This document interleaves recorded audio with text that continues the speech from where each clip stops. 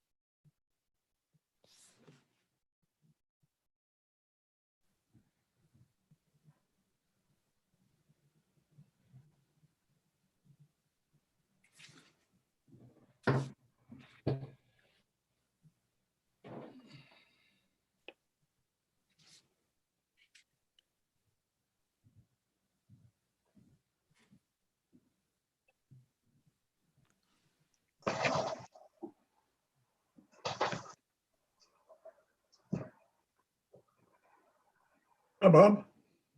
Morning, afternoon, evening, Whatever. whoever is in the meeting and owner is your name. If you could put your real name, type that on, please. It's easier for us to identify who you are. You click on participants, you'll see to the right, you can have an option to type your name on, please.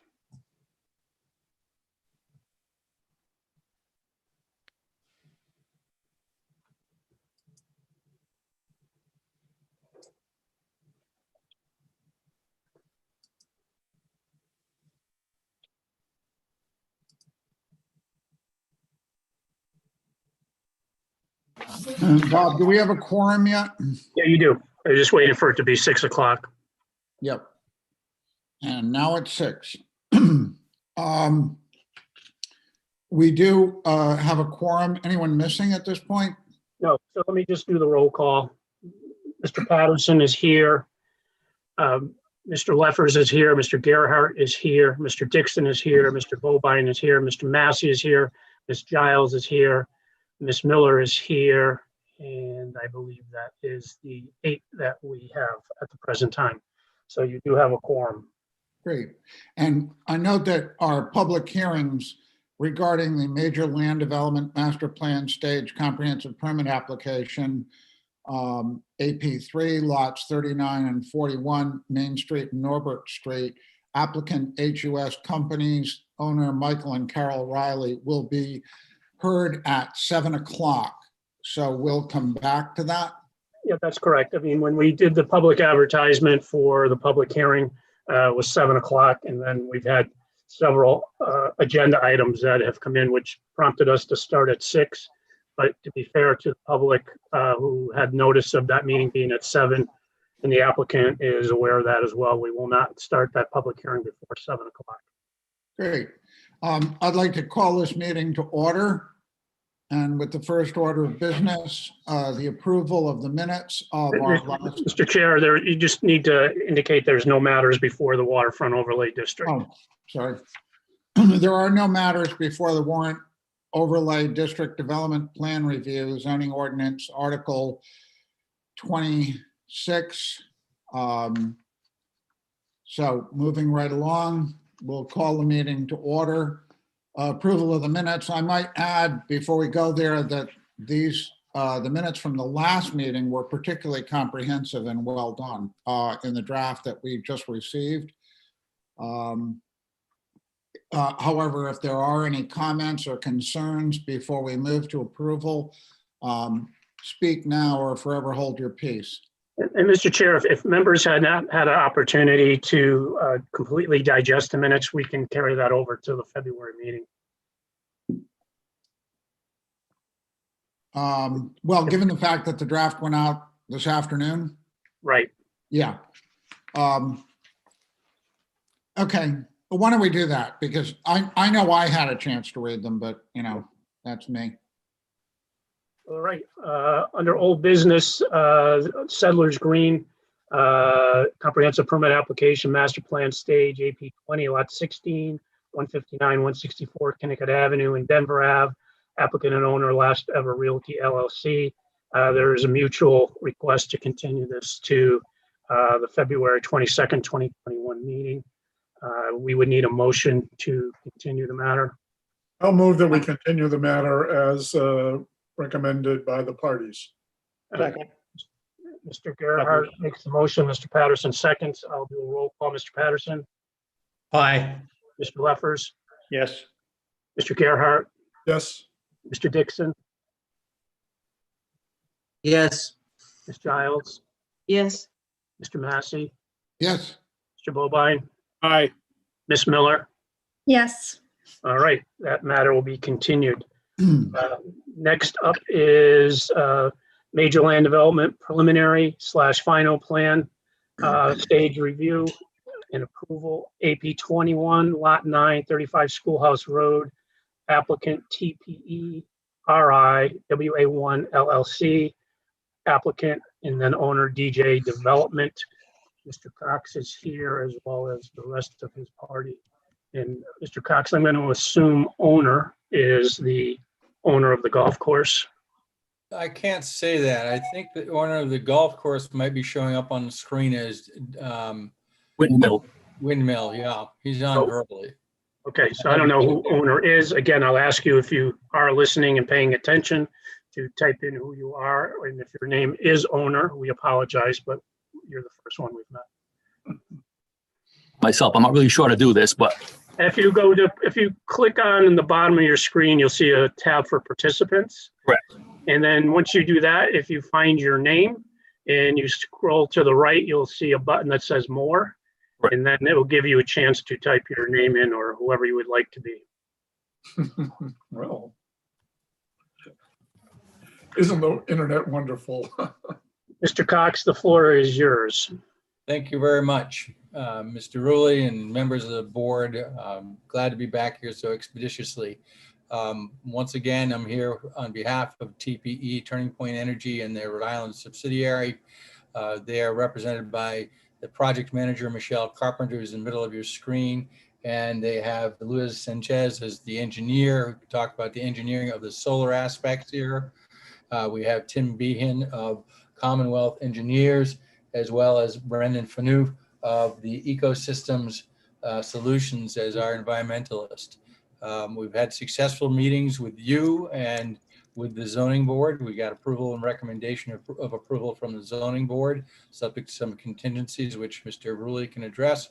At this point in time, we are here before you on a combined final, preliminary and final approval for this project. When we filed it, we filed the applications comprehensively as possible, which has allowed us to proceed as we have so straightforwardly. Tim Behan did an excellent job of identifying, and all the engineering was quite candidly done. Normally we'd be doing the engineering element now. In order to facilitate the presentation, Tim, I'd ask that you put the plan up on the screen. You have to unmute yourself, Sue. Good evening. For the record, Timothy Behan, professional engineer with the firm Commonwealth Engineers in Providence, Rhode Island. I will share my screen. I hope everybody can see that. We can, Okay, just to quickly summarize the location, if anybody's new, the subject properties in the center of the screen, the picture here, this is the golf course. We have Schoolhouse Road situated here, Birch Swamp Road here, Market Street, and the Kickamuit Reservoir down here. If we go into the existing conditions plan, this plan's an aerial photo that shows the golf course. If you look closely, you can see the golf course fairways and greens in there. We have the existing clubhouse that's situated at this location where my mouse is moving. We have a parking lot situated here with an entrance driveway leading out to Schoolhouse Road. We have the existing cart house situated here. And throughout the property are the fairways and greens. We have a man-made pond. This is the man-made pond used for irrigation by the golf course. And it's fully developed around that. We have wetlands around the site. We have a pocket of wetlands at the extreme corner over here, at the corner of the property situated at this location. Down, this is the southwest corner of the property, and the northwest corner of the property is a wetland. And also there was an area excavated out in the past. I got a little too deep into the water table, and there's a very, very small wetlands situated here, which has no buffer associated with it since it's so small. So if we go to the proposed conditions plan, this plan shows the solar arrays, the panels covering the golf course area. We have a proposed access road to get into the site between the panels. Excuse me, apparently Bob Ruley, this is Fred Massey, the chairman of the planning board. Bob's screen just went down, so we're missing the shared screen, I believe. Okay, Um, so nobody can see it? Oh, I can see it. I can see it. hmm. let's wait for Bob to come back on deck, because if he's managing the meeting, he may be also the recorder of the meeting. Yes, he is. He said it will just take him a few minutes to Okay. put it back on. Okay. I may be directly linked to him because I've lost it.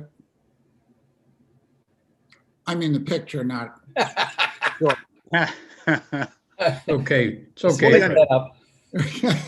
Although that is something that can happen.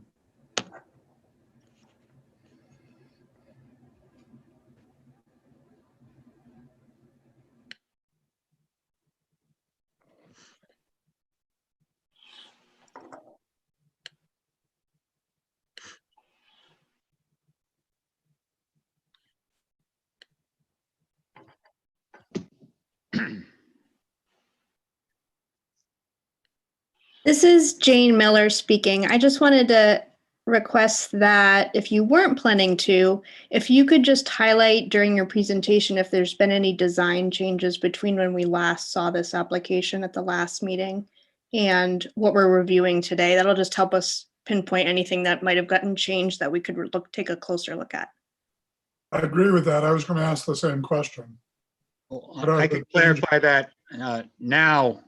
This is the same plan set. There has been no changes to the plan set since the past planning board hearing. This is the same Okay. plan that went to zoning as well. How Okay, about thank the you. excuse me, how about the landscaping plan? That didn't change?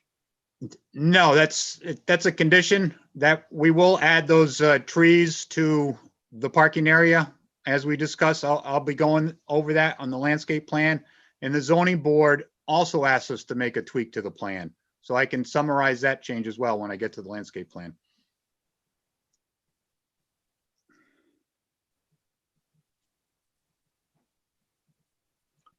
Fred, is it okay to ask one other question now?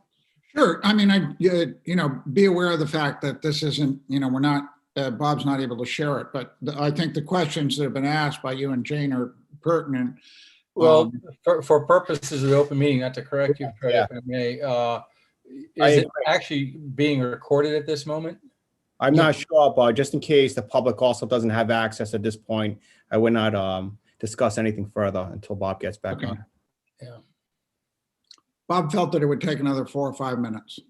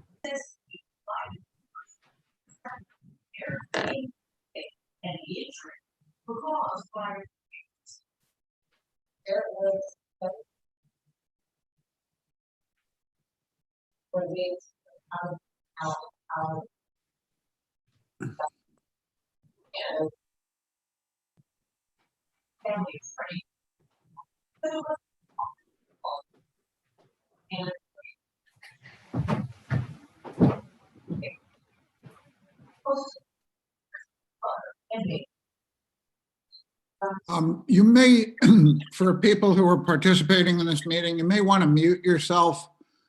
Someone's sound stream is coming across.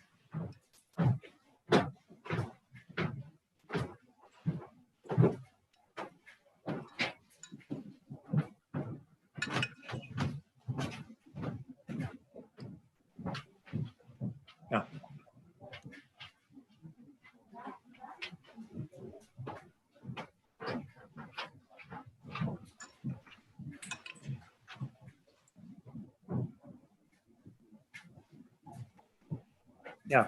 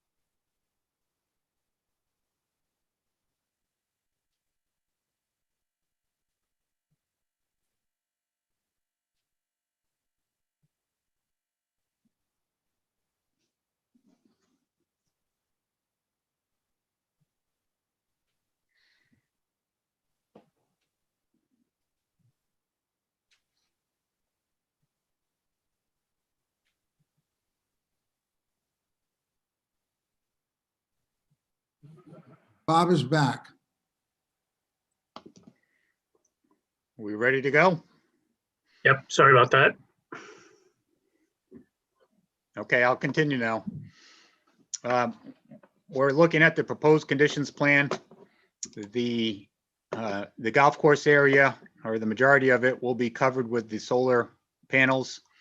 We will have a proposed access driveway leading into the site, almost bisecting the panels, and we'll have a turnaround T at the terminal end of that. The existing clubhouse building will be demolished and removed. The existing cart house building will remain.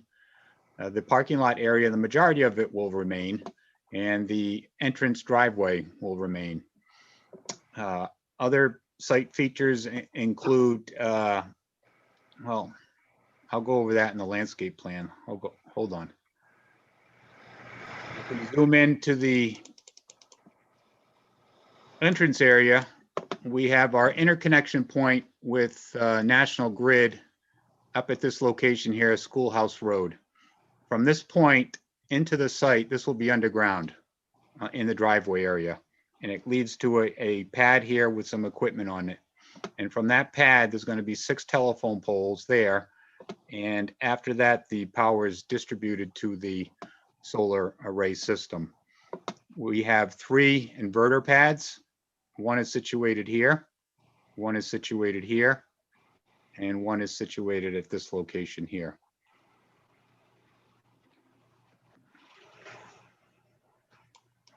Regarding stormwater management, we have 0 net increase in runoff. And that's accommodated by the majority of the reason is we're not changing the characteristics of the surface. We're just coming in here, leaving the grass as is. And there's minimal grading involved. Some of the elevated greens will be taken down just to make it more uniformly graded. Other than that, we don't plan to do grading in the majority of the site. And the other stormwater features, we have the new driveway. That's a pervious driveway with a depth of pervious material, so there's no net increase in runoff.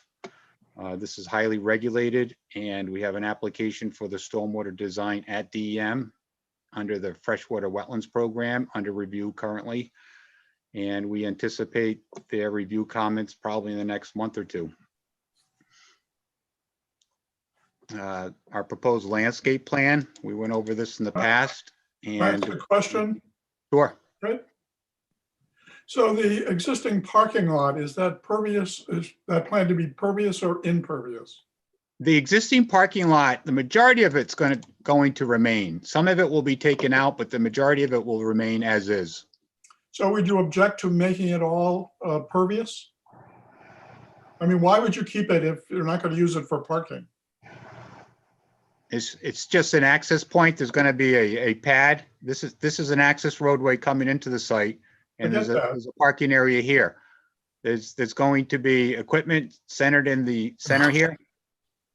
So when they come in, they could park around the equipment, service the equipment. Well, but that wouldn't, you could park on a pervious surface as well as an impervious surface, could you not? You could park on a impervious surface, correct? On a pervious surface, not impervious, pervious. Pervious, you can park on either one if it's constructed properly, yes. I would just suggest we let Mr. Behan finish, Mr. Gerhart, and then when we get to, I thought he was done with the site presentation, so, oh wait.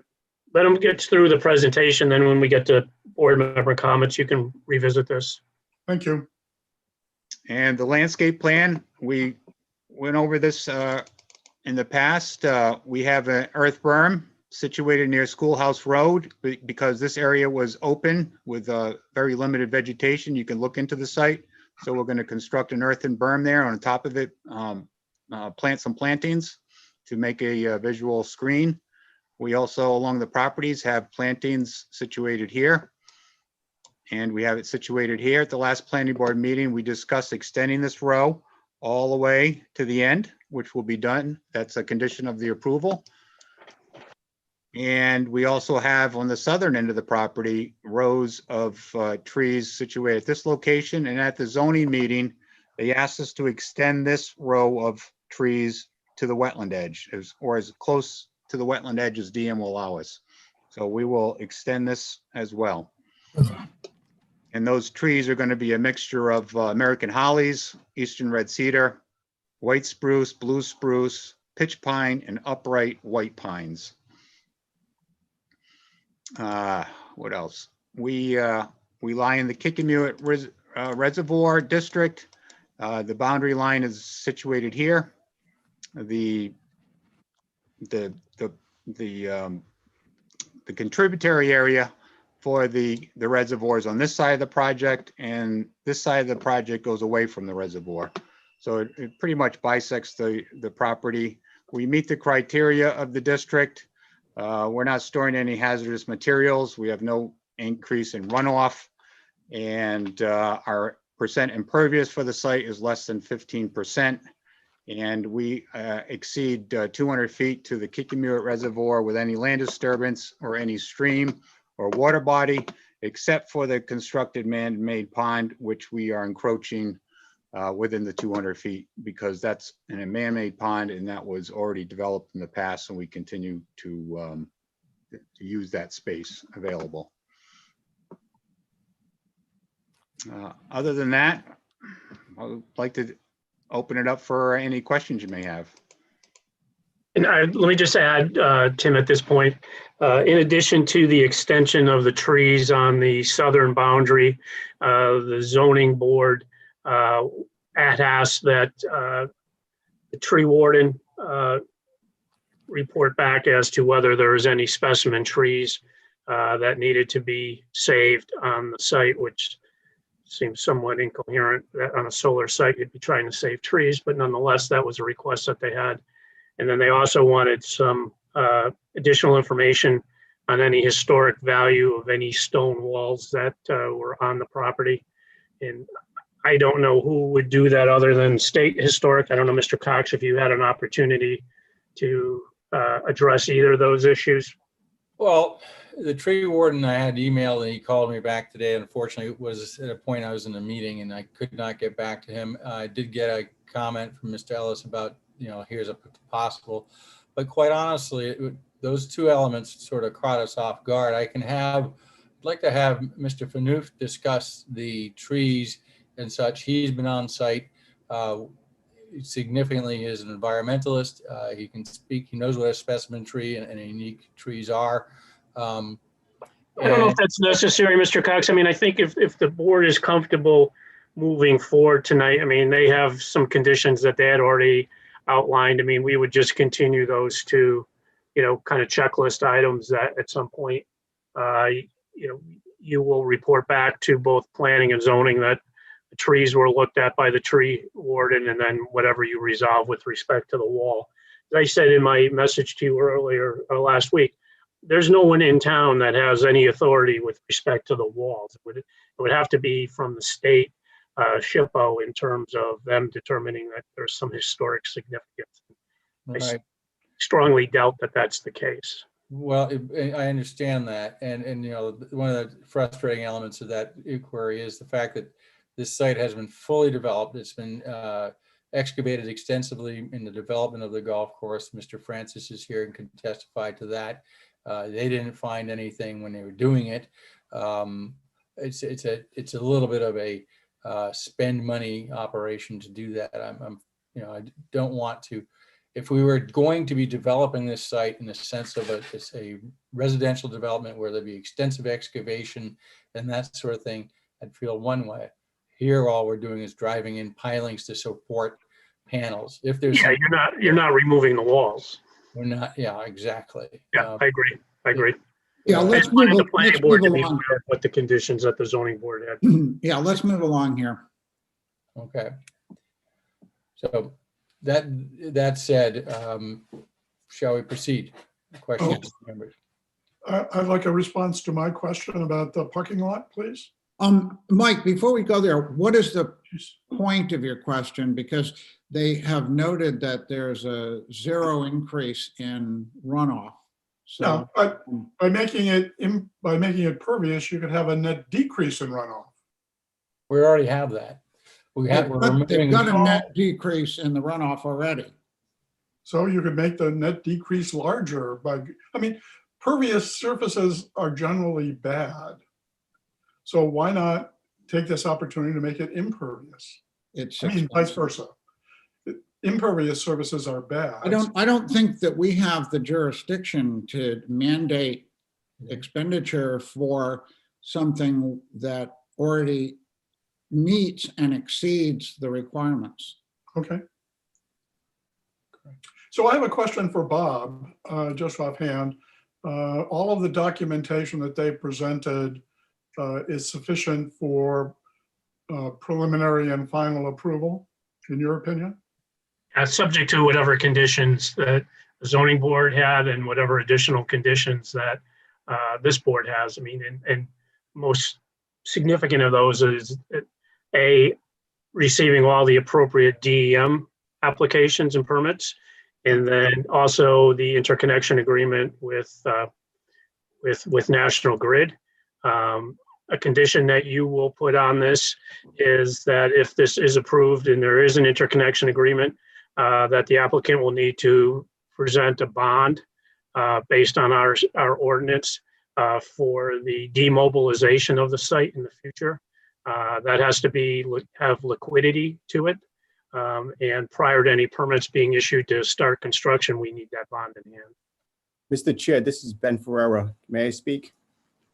Yes, Mr. Chair, considering what I'm listening to now, it looks like there's a checklist, there's conditions, there's a lot of outstanding issues. So my recommendation to, what I think would be appropriate is to have a motion to separate or uncombine the preliminary plan and the final plan. Just listen to the preliminary plan today, get a vote on that, and then make another vote to designate Mr. Rulli for final plan approval. Therefore, I think that affords the most protection to the town in this plan. Bob, you okay with that? Yeah, because I think that doesn't hold up the applicant in any way, and I'm fine with that. I candidly was going to recommend that as a possibility. Great. The other thing is, in making, would we have to make that, we could make that one single motion? No, so the first thing, you'll have a motion to uncombine Okay, the preliminary plan and the final plan, vote on that. The second motion would be to vote on the preliminary plan, vote on that. The third motion would be to designate or delegate the authority of approval to Mr. Rulli. all right. As to unless there are any other questions, concerns, comments from the board? Stop your screen share for a moment, please. Yes. Let me just poll the members of the board. Ms. Giles, do you have any questions or comments? No. Mr. Patterson? I'm thinking he's muted, and Mr. Patterson. None. Okay, thank you. Mr. Bovine? No. Mr. Gerhart? No, Where's the women? Mr. Massey?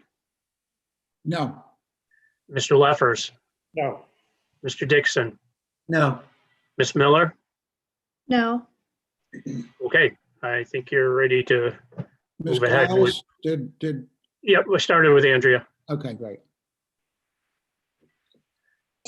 So is there, and give them a teaser to help them get the first motion The started. first motion is to uncombine the preliminary stage and the final plan stage into two different stages.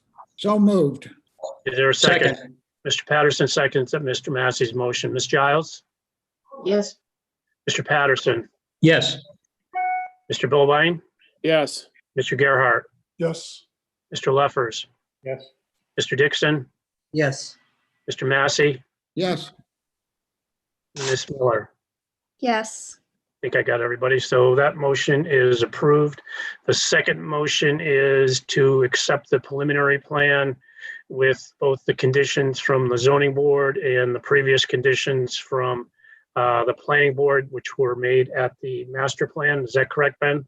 Correct, and also as a reminder, the findings pursuant to 45-2360, and I can repeat them if the board would like me to. yes, if you would, please. That's, for those who are watching this, that is the basis by which the planning board determines whether this meets the criteria for approval of, in this case, the preliminary plan. Ben? Yeah, Mr. Chairman, so the board, based on the evidence and the testimony presented, does find the following. The proposed development is consistent with a comprehensive plan. The proposed plan is in compliance with standards and provisions of the Town of Warren zoning ordinance. There'll be no significant negative environmental impacts from the proposal. The development will have adequate and permanent physical access to a public street. That's the findings. Motion to, just, Mr. Gerhart has a question. do we need to add a condition regarding the bond that, That will be as part of the final plan. so that's up to you to approve? It's required in the statute, actually in the ordinance. Okay, So is there somebody want to clone themselves as Ben and say they just made that motion? I so move. Is there a second? Second. Mr. Dixon seconds it. Ms. Giles, Yes. Mr. Patterson, Yes. Mr. Bobine. Yes, I hear him say yes. Mr. Gerhart, Yes. Mr. Dixon, Yes. Mr. Leffers, Yes. Ms. Miller, Yes. Mr. Massey. Yes. Okay, I think that's everyone on that. And then the third motion would be that the final plan approval be subject to the review and acknowledgement of the administrative officer that all of the conditions have been met, including satisfactory evidence of the demobilization bond. And all So moved. local and state requirements. And all, right, local state requirements. So moved. Mr. Second. Gerhart and Mr. Patterson, thank you very much. Ms. Giles, Yes. Mr. Patterson, Yes. Mr. Bobine, Yes. Mr. Gerhart, Yes. Mr. Massey, Yep. Mr. Leffers, Yes. Mr. Dixon, Yes. and Ms. Miller. Yes. There you go. And I think, Mr. Cox, you and I will be talking in the future as well as Ms. Carpenter, but I think you're good to move forward. Thank you Thank for you, Mr. an excellent presentation and your responsiveness to the board's concerns, to both Mr. Cox and to your client. Thank you. Thank you. I look forward to this project going forward. Thank you very much. Take care and good evening. Have a good night. Thank you, everyone. Thank you, everyone. Great. All right, Mr. Chairman, it's 6:38, so it's still too early for the Norbert Street matter. Under new business, preliminary development review, AP Lot 15A, lots 281, 282, 665 Metacom Avenue. Owner is Denise O'Brien, R.E.T. Applicant is Michael O'Brien. I will see if Mr. D'Amico is here, who is the engineer representing Mr. O'Brien.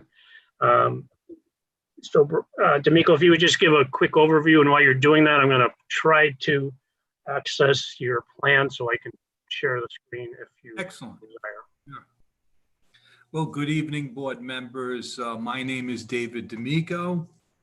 I'm a licensed civil engineer in the state of Rhode Island, and I have my own firm, D'Amico Technologies, D'Amico Engineering Technologies, with offices at 2080 Mineral Spring Avenue in North Providence, Rhode Island.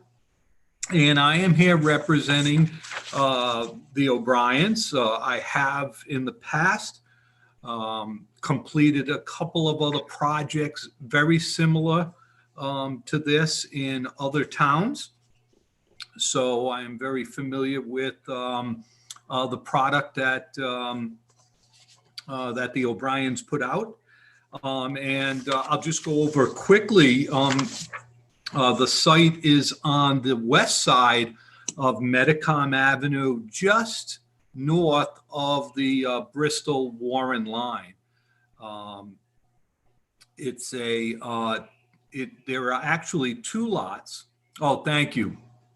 Thank you, Bob.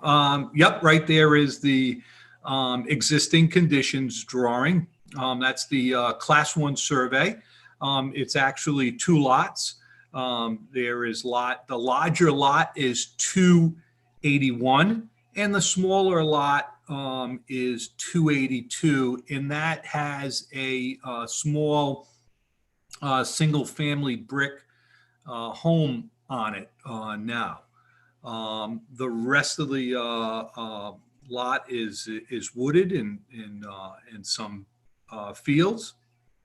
There is a stone wall that runs along pretty much the entire length of the southern border of the property. And there are to the north, just north, the abutter is the greenhouse property with a bunch of greenhouse buildings. Going to the site plan, relative to zoning, the property is actually dually zoned. The front part of the property is a business zone, Zone B. And the rear portion of the property is R10. So our proposal today is to utilize the B zone, which does allow apartments by a special use. And as you can see, this is our layout. We'd like to go with a 18 unit apartment. This is again very similar to the same type of building that we've used in North Providence and Lincoln, Rhode Island. And they are very successful. The apartments, there are approximately 12 two-bedroom units and 6 single-bedroom units. The two-bedroom units are about 980 square feet. And Mr. O'Brien does very well with the with occupancy in that size, and it's able to keep the rent at a good market price. And then as you can see, we show the parking lot. There in this particular case, we have 40, I think we have 41 spaces, and we're required 27. And we just find that having some extra spots for visitors is a positive entity. So that it's pretty simplistic that way. The good thing is this, we go from, if we go to the next plan, Bob, I can just go by the, so looking at this plan, you could see that one of the nice things about this property is there's only a 6-foot difference from Metacom Ave to the rear of the property. So it's relatively flat. And it really allows us not to have to do a lot of earthwork here. Based on my discussions, I haven't actually done a project in this portion of your town, but in talking with other engineers, we're looking at probably a groundwater depths of maybe 4 to 5 feet. So right now, before we do any soil evaluations, I'm proposing a pervious pavement system. We have one in for the same type of site. We've used it successfully on the Lincoln project, which we required DEM approval and all that, and also DOT, which we would need DOT approval also. It worked out very successfully and is a very effective and environmentally considerate design, if you will. And we do have public water, public sewer, and gas, and of course, power at this portion of Metacom Ave. And we feel very comfortable supplying this singular building with the current services. So other than that, David, if I could just add, yes, I mean, sir. there may be need for additional fire suppression as with respect to water pressure. I mean, there's water available, but the fire chief has not had an opportunity to look at the detailed plans. But based on what the available pressure is, there might be a need to put a pump in. Question, David, is there any future plans beyond this for the site? Yes, I would say that in the future, I believe if this ends up being successful for the the O'Briens, which are from Bristol. If it is successful, we would like to see if we could put another building or two into the rest of the property. Put a period there. So later on our agenda, we're talking about potential zone changes for the Metacom corridor. That may or may not impact this site moving forward. So just the R10 does not allow under any circumstances for any type of multifamily housing as present. And as you saw on the previous page, the demarcation line between the business and the R10 is almost exactly at the southwest corner of the building as proposed. So, Ms. Miller, you have your hand up if you want to unmute yourself. Yeah, I just wanted to piggyback on that and just ask a regulatory question. Is it permitted for accessory, I don't know if it's an accessory use, but to have that associated accessory parking over the line outside of the zone B if it's for, I know we're looking for a special use here, but if it's for the residential units that are in zone B? Well, if looking at the use table, and the solicitor can weigh in on this as well, the use table in R10 is actually silent as to parking.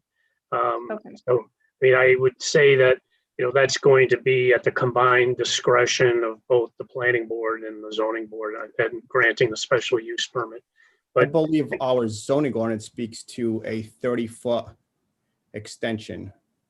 So I would have to absolutely examine that a little further, but it looks like, I mean, again, looking at this photo, I don't know how many feet over, but it looks like 30 feet from the line. So you can extend that Right. business over 30 feet. So. And I think to the point that they're suggesting that it's going to be a pervious material, there would not be any adverse effect to any of that land, and certainly to any of the residential to the west. But again, this Mr. D'Amico had forwarded me the application, and my suggestion is before we took it up as a formal application, we give them the opportunity, as we have with other applicants, to kind of have a preliminary discussion so that he's aware of some of the concerns that either members of the board or the public might have. And they were gracious enough to agree to that. Mr. Massey. The idea of putting other buildings behind this, I'm assuming is there an existing curb cut there now? There is. And this would that curb cut be widened? I would say, Mr. Massey, no. I essentially have designed the entrance and this parking we would not change this at all. So this would be the same entrance if in the future we were able to put other buildings in the back. This would not change in front at all. So I want to be able to do it once for the client. I would like to bring in the proper utilities to be able to service that back. And we would hope that if construction went on in the future, there would be minimal impact to this unit. That was the right answer, Mr. D'Amico, because under our revised zoning ordinance, we're trying to reduce the number of curb cuts. Okay. It's a state road. I mean, it's up to the DOT whether they would grant it, but. Yes, I certainly didn't know what. That is a fine entrance that you have there. But, DOT is, I think, on the same wavelength as you all, trying to minimize curb cuts along state highways. So there's no need to insult us by saying we're like DOT. No, I'm not going to do that. No.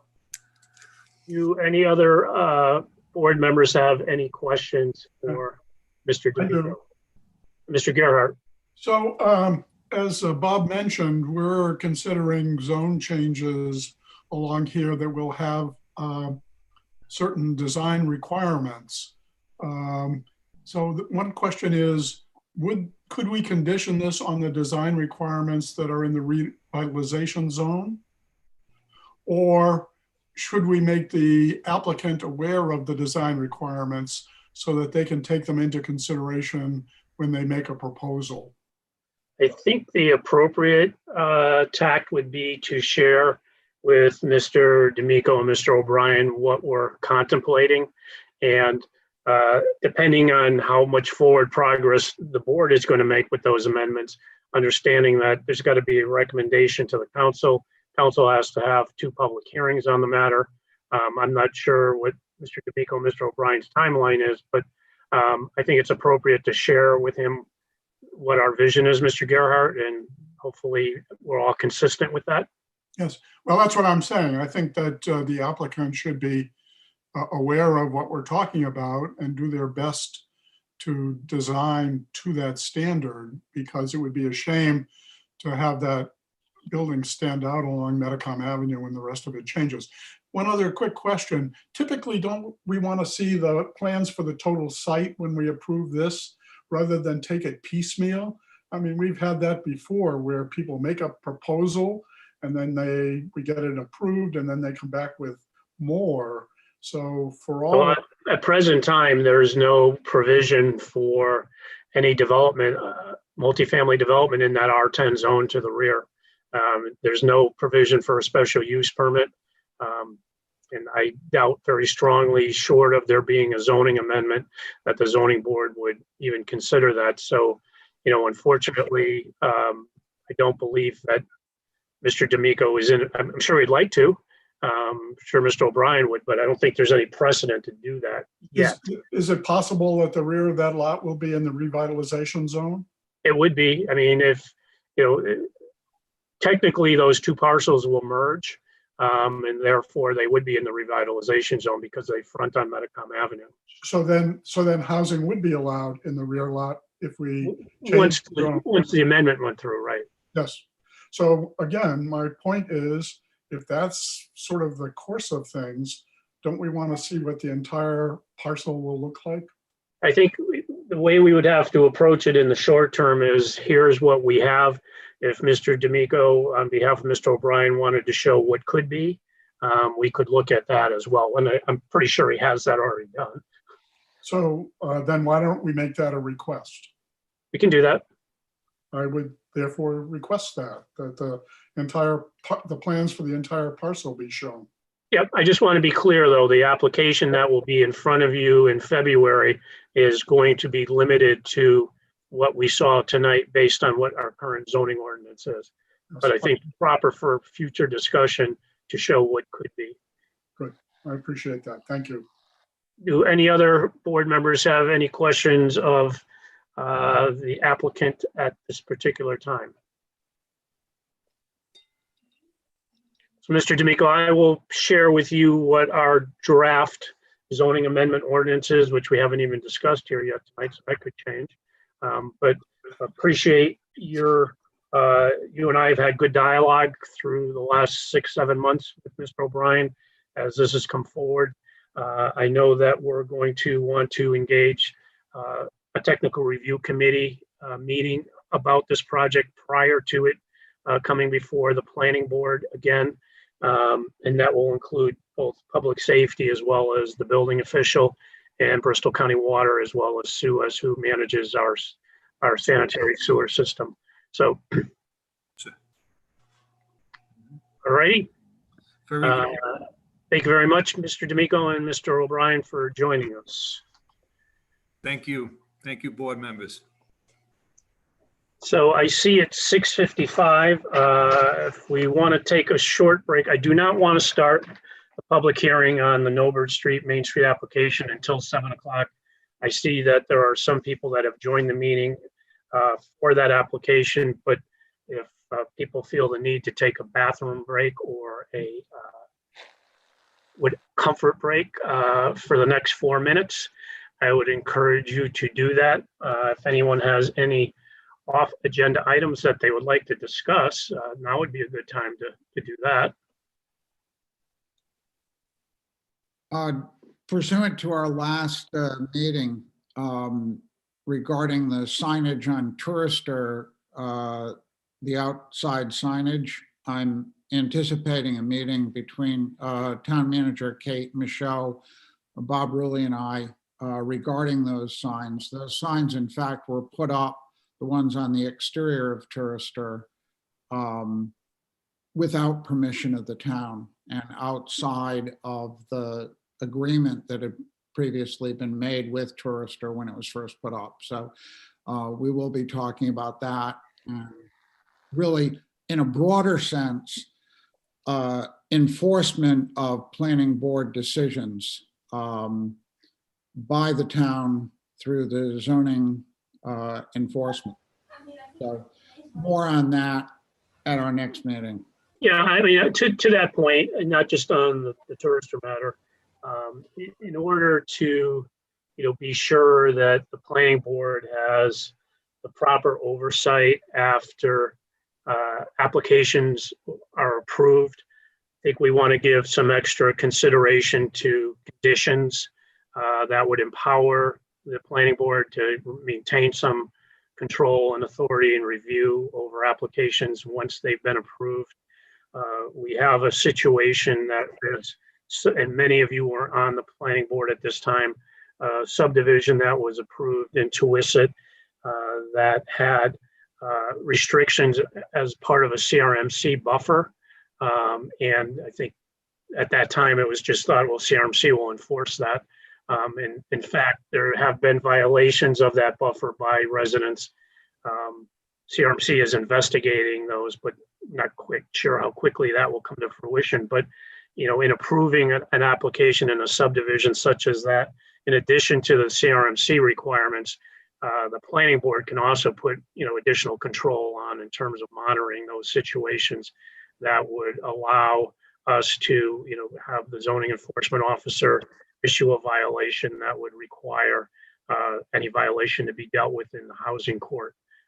So just something to think about. I think as you are approaching how you've handled the Windmill Hill application and the conditions you're putting on with the application you're about to consider coming up, those conditions. I mean, just being overly cautious, if you would, but making sure that we have the proper controls in place moving forward. So whether it's members of this board, if I'm no longer here, that whoever succeeds me, is clear in terms of what the intention at the time a project was approved or a plan was approved, what the intention of the board and what the town was, so that they have something to go back to from an enforceability standpoint. Is that fair, Mr. Massey? Yeah. And again, I don't want to get into this in depth right now. I think it's important for us to address this in greater detail as a board. After my discussions with Kate and Bob, I'm encouraged to think that we're all in agreement. It's just a matter of being more specific and clear in terms of our decisions, but also in terms of dealing with some of our present issues. So, things to come. And at this point, it is 7 o'clock. So I'd like to move to the Maple Land Development Master Plan Stage Comprehensive Permit Application, AP3, lots 39 and 41, Main Street, Norbert Street. The applicant is HUS Companies. The owner is Michael and Carol Riley. Mr. Massey, may I have the floor for a moment or Yes, two? indeed, Mr. 7, please. So just for members of the public that are here on this application, a number of things I would like to address how this is going to proceed. The applicant and their representatives will have an opportunity to present the project from an engineering and architectural and just, what their concept is to the planning board. The planning board will have an opportunity to ask questions of the applicant. And then members of the public will have a chance to ask questions and comment on the application. There have been a number of correspondence received with respect to this project. Those have been shared with members of the planning board. They are made part of the record. We do not read those into the record because they are part of the record. So I just want to be clear about that. This is a comprehensive permit application. Comprehensive permit applications are enabled by state legislation to encourage the development of affordable housing. As such, the only authority to approve or not approve a comprehensive permit under state law is the planning board. So I saw some comments on why it wasn't going before historic, why it's not going before zoning. That's because the state enabling legislation specifically says that the planning board is the only board that has any authority over that application. Further, there was many comments with respect to traffic and safety. A traffic study or traffic impact study is something that the planning board can request and require of the applicant to provide. I want to also reiterate that these properties are in two different zoning districts. The property on the corner of Nober Street in Maine is in a village business district. In a village business district, by right, without any approval from planning or zoning, if there's no dimensional relief required, the type of businesses and development that can happen in a village business district include, but are not limited to, a community residence, a daycare center, a single family home, a school, office building, a bank, a delicatessen, a drugstore, just to be aware. So I know there's a lot of questions about traffic. All of those uses develop traffic. The R6, which is the rear piece, meets all the dimensional requirements by right to have 7 or more apartments. More than that would require some dimensional relief, which the planning board under a unified development review would have the ability to provide, but doesn't require a special use permit. So I just think it's important to understand that there are certain things that can happen at both of these sites that don't require any town approval. With respect to some of the comments that I read, which some were very disturbing with respect to references to affordable housing. This project, based on the letter of eligibility that Rhode Island Housing issued to the developer, for those people that qualify for affordable housing, the price for these units, the minimum is $336,670. So based on area median income, which is what Rhode Island Housing it uses for their basis for affordable housing, the applicant can sell these to someone that makes 120% of area median income. The area median income for this neighborhood is $89,000. 120% of that is $106,800. So if you're a family that makes $106,800, that's your family income, you are eligible for affordable housing. That is the state of the market right now. So I want to be very clear that any references that the town was encouraging slum development here is very misguided and misinformed in understanding what this is. This is not Section 8 housing. This is home ownership housing.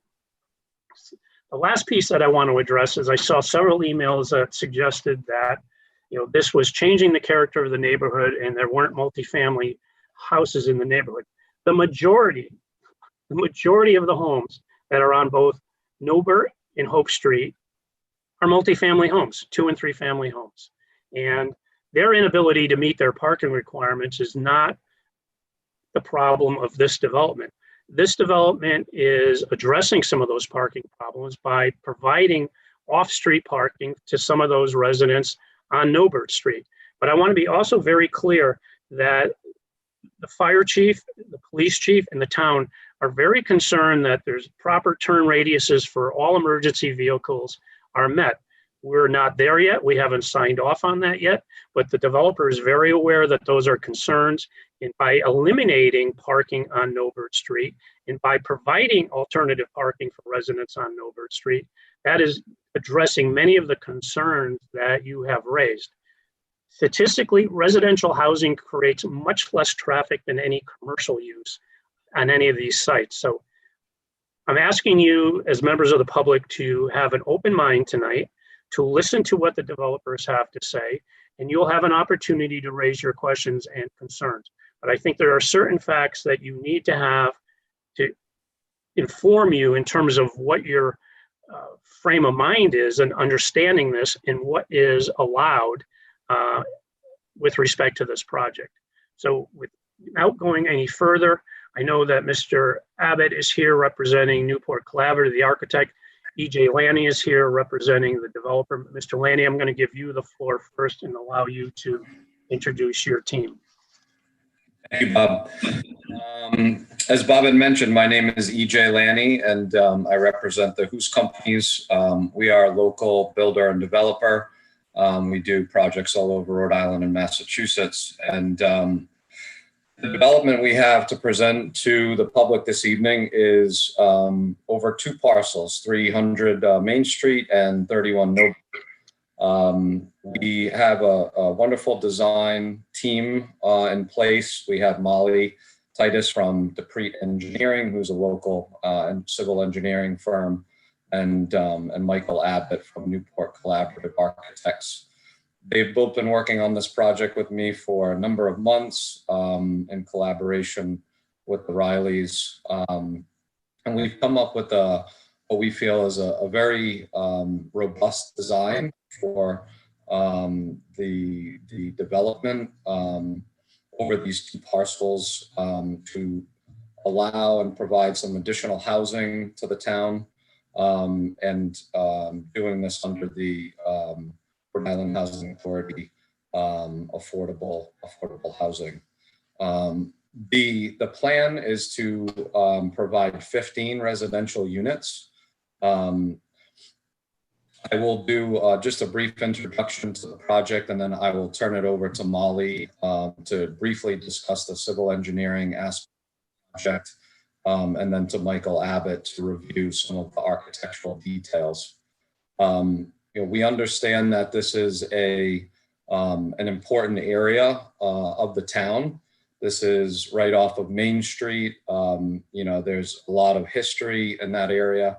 And we really pride ourselves in being responsible developers to put something in that is respectful of the architecture in the neighborhood, the existing housing in the neighborhood, and really the demographic of people that we feel will be living and new to that neighborhood.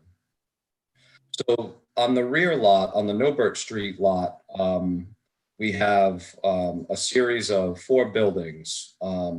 And we worked hard to design that in a courtyard fashion such that there would be some aspect of community within the development. We've made sure to leave some areas as green space. And when we can pull up the plans, Michael will talk through that aspect a little bit. On the front lot, on the Main Street lot, we're planning to have 4 units there. For essentially 2 or 3 buildings. And those 4 units will all have a commercial aspect to them on the ground or second floor. And it will allow for some additional commercial opportunities in the town off that Main Street. So it's a way to sort of activate Main Street a little bit, provide some small studio space perhaps to the artist community in Warren, maybe photographers, artists, small office space, while allowing residential above. Bob, is there an opportunity to potentially present the plans or share that screen? Yeah, Molly or Michael can share their screen at any point. Okay. Great. Okay. What sheet do you want, EJ? Just the maybe perhaps the overview of the master plan. So the site plan, not the. Yeah, Okay. That would be great. Got it.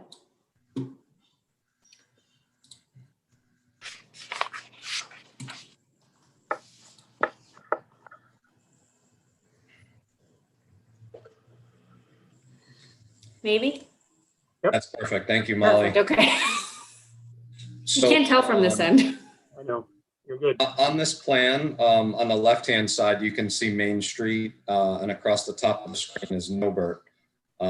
So on the left parcel, the one on the corner of Main Street and Nobert, this is our 3-building layout with 4 units, and each of those has that commercial aspect to them. In addition, there's parking available both for the units, dedicated parking for the units, in addition to some overflow parking that would be for rent for anyone in the neighborhood, anyone looking for additional parking. On the Nobert Street lot, the lot that's currently empty, we have this sort of courtyard design that allows for a little bit of a community type feel, the 4 buildings with the garages facing each other. And then in the corners of those lots, we have some open space, and we envision that as, you know, a parklet, if you will, perhaps some green space, a lawn, some trees, and perhaps a patio for use by the residents. As I mentioned, there's 15 units here, and 25% of those would be within that affordable guideline that Bob had mentioned, at 120% of the median income for Warren. I would like to turn it over briefly to Molly, just to touch base on some of the civil engineering design that we've been working on. That would include the grading, utilities, and stormwater management improvements for the site. Molly, I don't mean to interrupt, but some of the concerns that have been raised by some of the residents are, and you know this, that the acknowledgement that the units to the rear are within the floodplain. So if you could address that as part of your conversation. And I just add that anything with respect to stormwater, we already have issues with stormwater along the bike path in Nobert. Residents in this area know that. We're addressing those, but the applicant has been made aware that this is an issue. So again, any final approval of this project will take all of those things into consideration. Thanks, Molly. You're welcome. So this is Molly Titus from Dupree Engineering. On your screens is the site plan for this Nobert and Main Street development. At present, the 4 units up in the front corner of the parking lot is an existing paved parking lot. The stormwater from this portion of the site flows directly into Nobert Street. It's undetained and it's untreated. It then flows down the shoulder of Nobert Street. Under proposed conditions, we'll be infiltrating the roof water, and these areas will be pervious pavement. So we've got infiltration from the roof, we've got infiltration of stormwater, water quality standards for the state will be met, as well as reducing total volume and peak discharge from this entire parcel under the proposed condition. It'll be a considerable improvement over what's happening now, as far as, you know, gutter flow and flooding, ultimately at the end of Nobert Street in the area, Bob, that you've mentioned. For the rear parcel, we've got sheet flow coming through from neighboring properties that will be routed around and maintain its existing drainage pattern. We will be infiltrating new roof and pavement areas underneath this courtyard area. This water will also reduce volumes and peak runoff from the site, improve water quality, and prove as a net reduction from the existing conditions, because right now everything is undetained and untreated leaving the site, and it's currently 80% impervious. The floodplain in this rear portion of the site is a coastal floodplain, which means that filling within the floodplain is allowed without compensation. You can raise the grades to above the flood elevation and displace floodwaters back into the bay. And you simply need to elevate your building floors to 1 foot above this flood elevation to not require flood insurance. So these properties will be elevated considerably more than that. We're going to be elevating the courtyard to flood elevation, and these buildings will be a story above that because the garages are under, providing a considerable insurance for the insurance company, owners, and neighbors that there won't be flooding in this area from this project. The benefit with the underground garages is while they maintain a footprint at the ground, technically there's still flow through. So they wouldn't impact neighboring properties to put water in locations where it wouldn't be going now. Additionally, for these buildings, the utilities will be sourced from Norbert Street and potentially North Main Street. There's public water and sewer in the area. We've reviewed with the water department that there's adequate pressure for both domestic and fire protection uses. There are hydrants already located on Newburgh Street and North Main Street in the vicinity of this project. Sewer has been reviewed with Suez, and that is an issue we are still pursuing and looking at various solutions in terms of the existing infrastructure and what future tie-ins that we will have. For civil engineering, that's the summary from my end. Okay, thank you very much, Molly. You're welcome.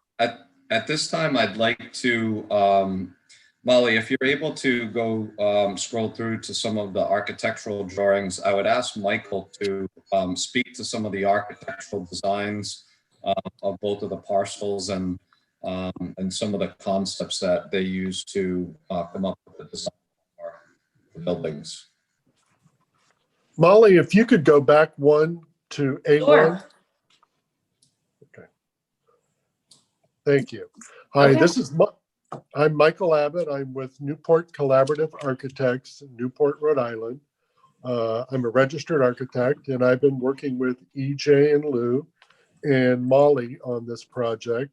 And the way we've developed it as we wanted to act as like a new self-contained community.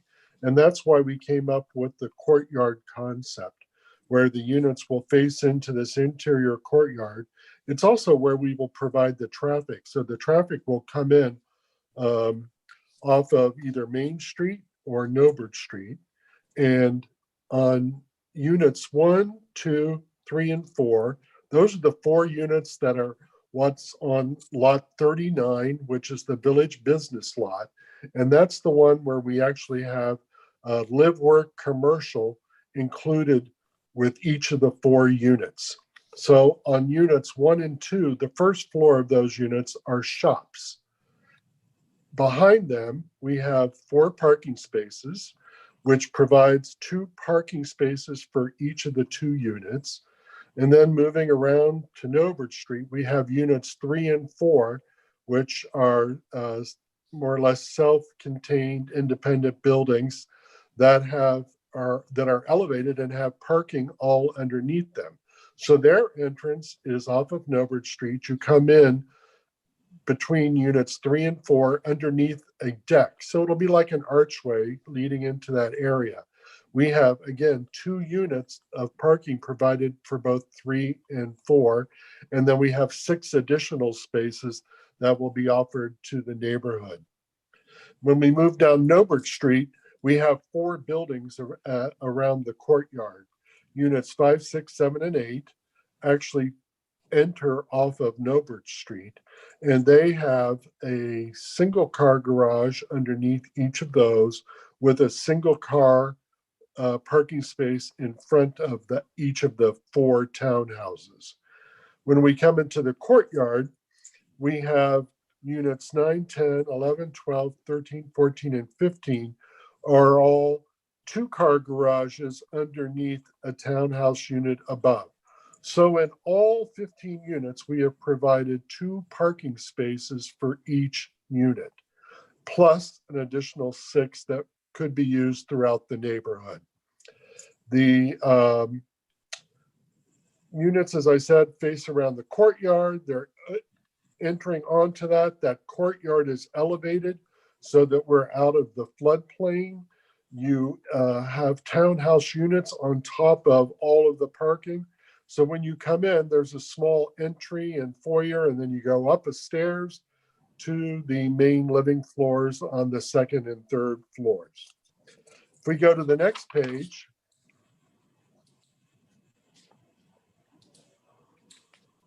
on sheet A2, This is showing the elevations of the buildings, and elevations mean what the buildings will look like on the outside. So at the top of the page, we have the Nobert Street elevation of the two standalone buildings with parking underneath them with a bridge of a deck above them. And then they connect to the two units that face out onto Main Street, which is image number 3. And on it, the bottom two doors lead into the two shops that are on the first floor, and then above, two townhouses on top of that. The materials that we're looking at using is a combination of New England materials of weathered shingles and clapboard and painted trim and siding and shingled roofs, so that they should look very much like what's currently in the neighborhood. When we go to the next page, A3, this is the back side of those units that I was just talking about, and the side elevations also. So the two buildings on Nobert 3 and 4 make like a courtyard, which is where we have the parking. And that's what you see in the upper left-hand corner. You see all the parking that we have on the first floor. Again, there's a door and an entry up, and then you come upstairs to the commercial space and the first floor of the townhouse. And then upstairs above that, we have the bedroom level of the townhouse units. Next page. These are the townhouse units that go around the courtyard. In the upper left-hand corner, we have the units 5, 6, 7, and 8, which are the ones that face onto Nobert, which are, again, 2-story townhouses on top of parking, each with their own garage and parking in front. And to the right of those, you have the front elevation, which is the lower right depiction, which has the 4 garage doors, and then the upper units with their windows and balconies with French doors leading out from the master bedroom. And then the rear elevation, we have stairs that go down to each of their own private rear yards. Each of the units has their own private public space. And then in addition, on the site plan, we'll go back to that in a minute, we have common green space areas that the condominium will share. Next page. These are the units that wrap around the interior of the courtyard. And these are different in that they're wider, and these have 2-car garages underneath them. And then the same 2-story townhouse on top of the garage. So again, you have an entrance at grade with a foyer, then you go up the stairs to where you have your main living floor, and then 2 bedrooms and 2 baths on top of that. And again, the outside of the buildings are meant to look like individual row house townhouses. Hopefully we'll imagine different colors on them so that they stand out and look like individual units. And again, we've tried to give them a lot of character by putting on things like divided windows and balconies that project from the upper bedroom levels. Next page. This is just the 3-unit version of the same thing that wraps around the courtyard. Same as what I just described previously. And then the last page is the 2-unit version of the building that wraps around the courtyard. And as I said, they're all similar because we want them to read as a community, but they'll be painted in different colors and have different trim and different things so that they'll look like row houses and like a village as opposed to a total development. So that's kind of my overview.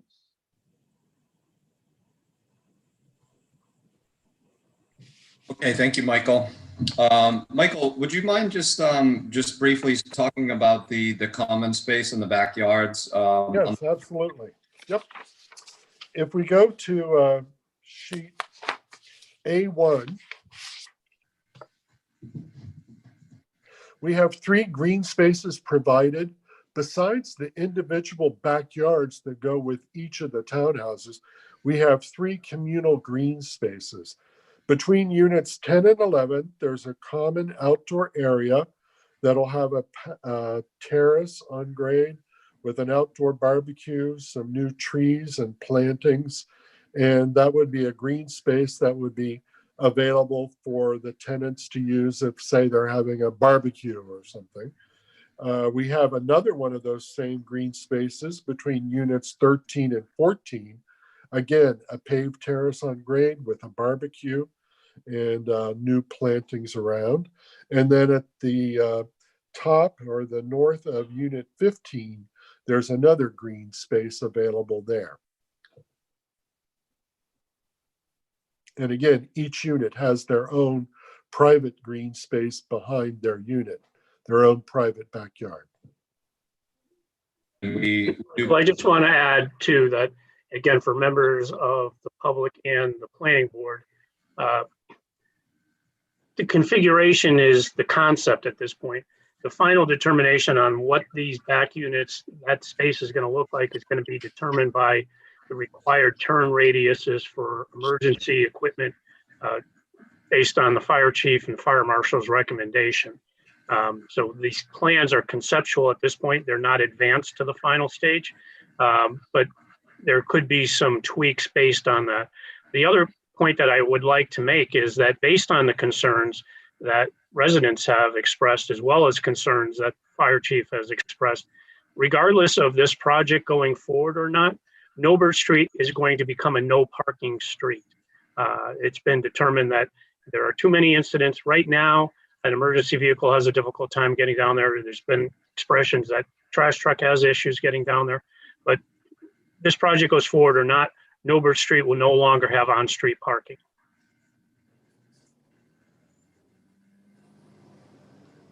You may continue.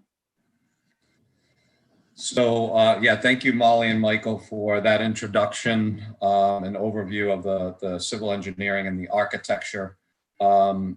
I will conclude the presentation just with a brief note about, again, our responsibility as developers and architects and engineers to design developments that are respectful of the surrounding community.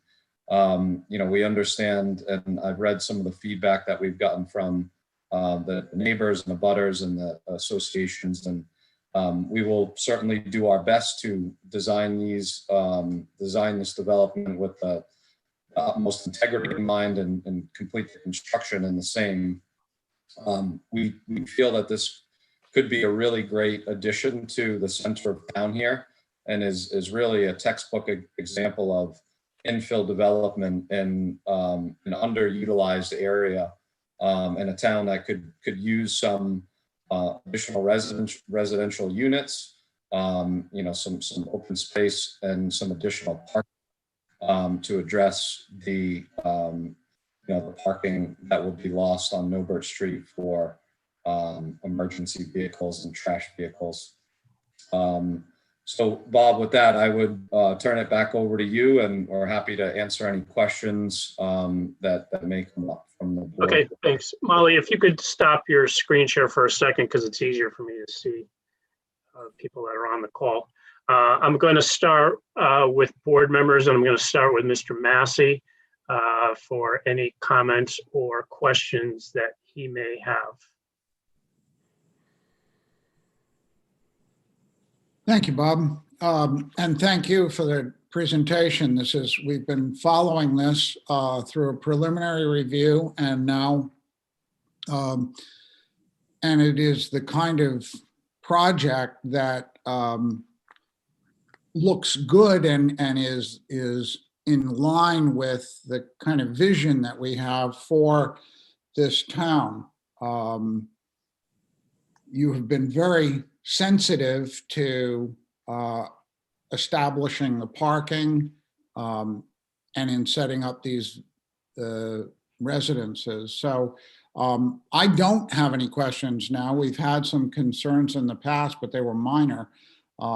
This is one of the better presentations that has come before this board since I've been on it. So I appreciate the attention to detail from all of the participants. So thank you. Mr. Gerhart. So I have one question and then sort of for my own information. How are you going to regulate the 6 parking spaces that are available to the community? Are you going to identify them with signage, and how are you going to select who gets them and who doesn't? Have you thought that through? Yes, that's a very good question. At this time, there are some parking spaces now that have been for rent in the existing church parking lot. We thought that those persons may get the first right of refusal for the new spots.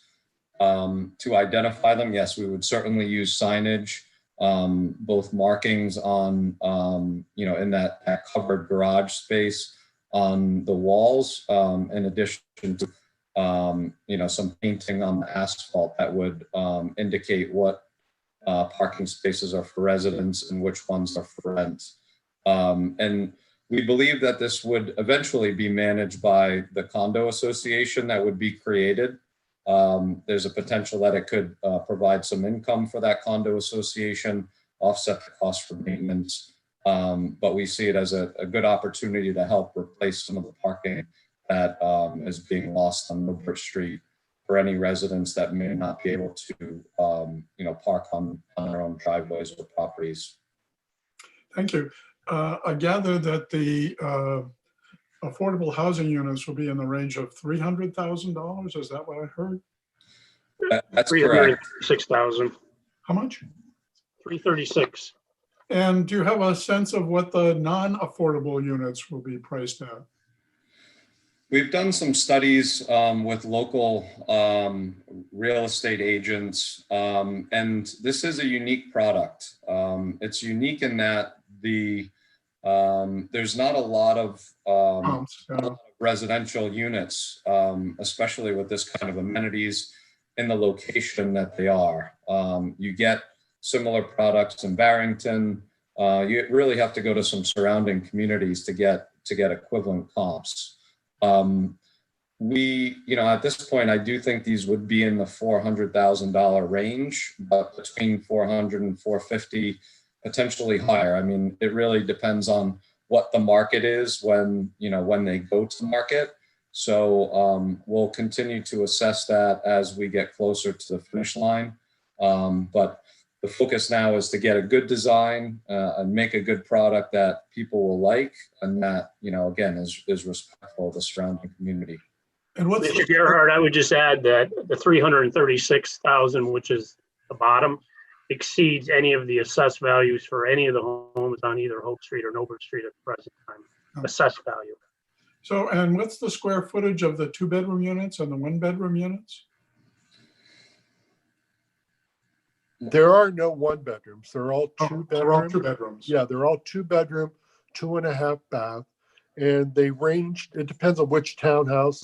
The 4, 5, 6, 7, and 8 are smaller, and they're in the 1,200 square foot range, and the 9 through 15 are in the 1,800 to 2,000 square foot range. By the way, I'd echo the chairman's comments. I thought it was an excellent presentation. It sort of gives us a feel for what all aspects of this development would be like. So thank you for that. Mr. Dixon?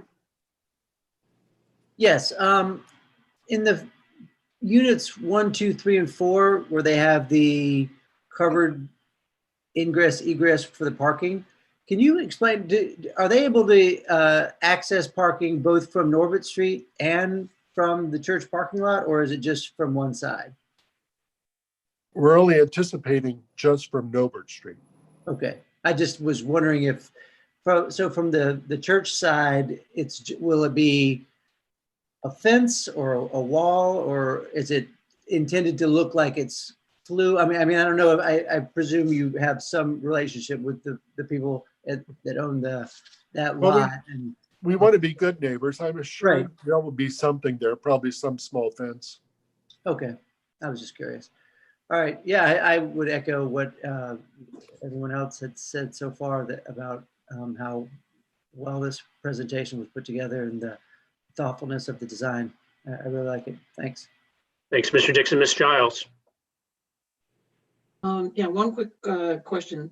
One of the concerns by the neighbors was about creating shade on the surrounding properties. That didn't look likely to me. Could you just address that?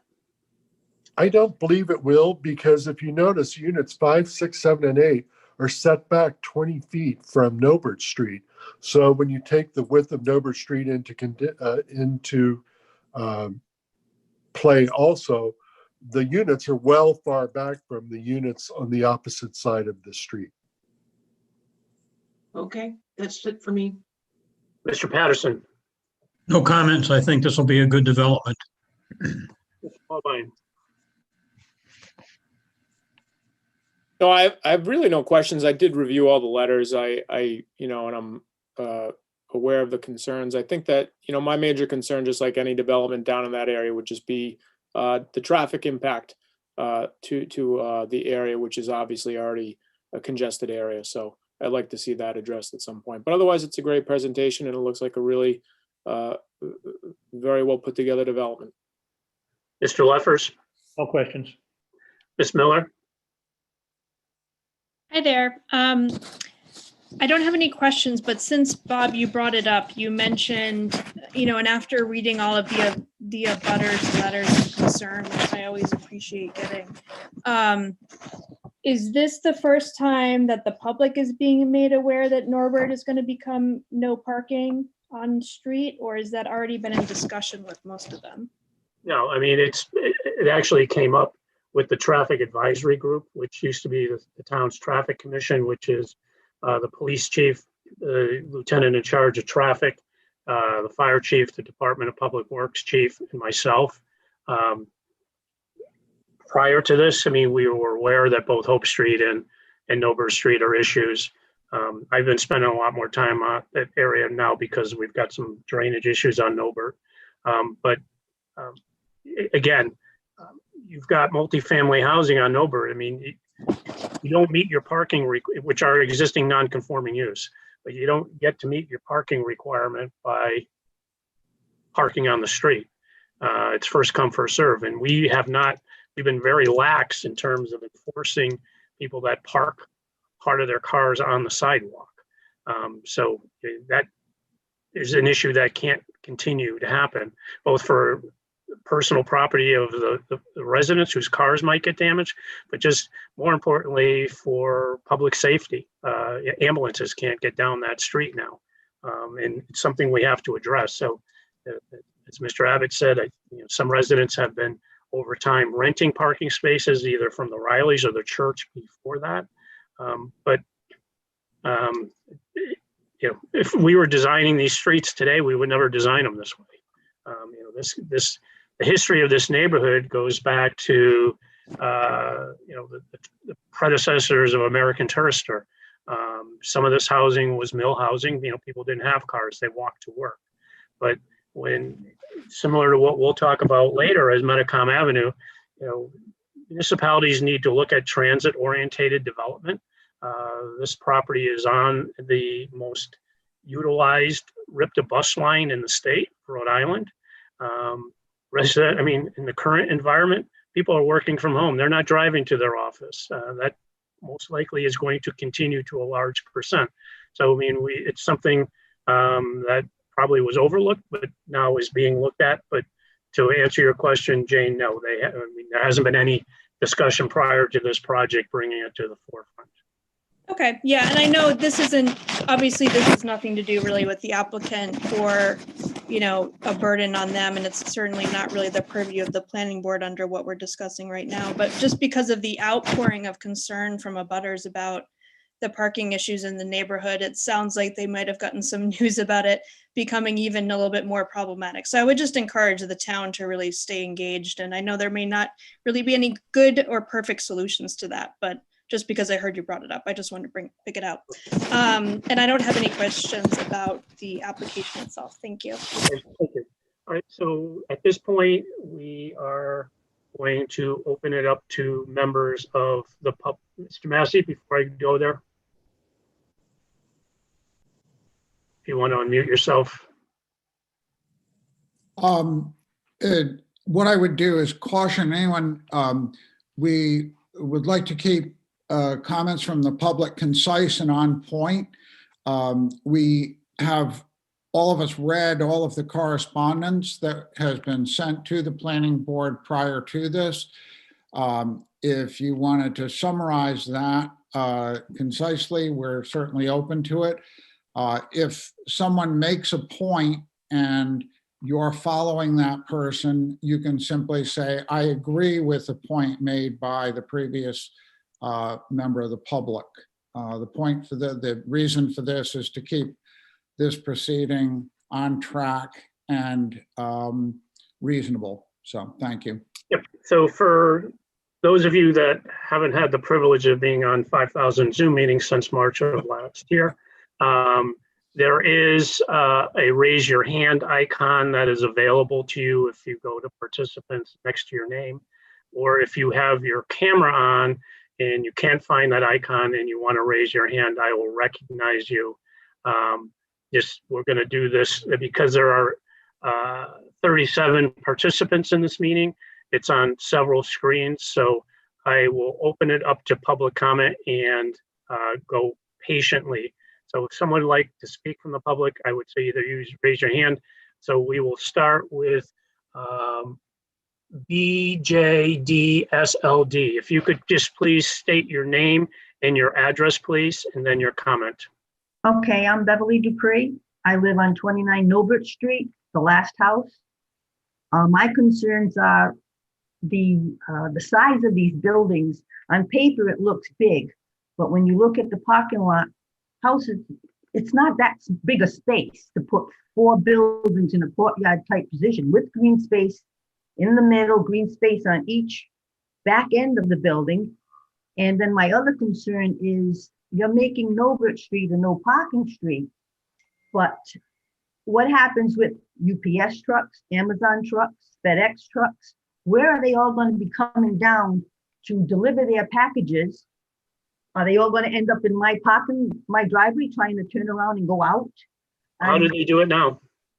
They cut through Hope Street, they cut through the parking lot and they go out Norbert. Right, but I mean, so to that point, and that's convenient for them, but you understand that's private property. They've been cutting across private property. No. There's no obligation of this developer or any property owner to allow that. No, I understand that. My concern is now they'll have to come straight down Norbert Street. Are they going to go through over the bike path into Narragansett Electric, turn around, do a turnabout and come back out Norbert Street?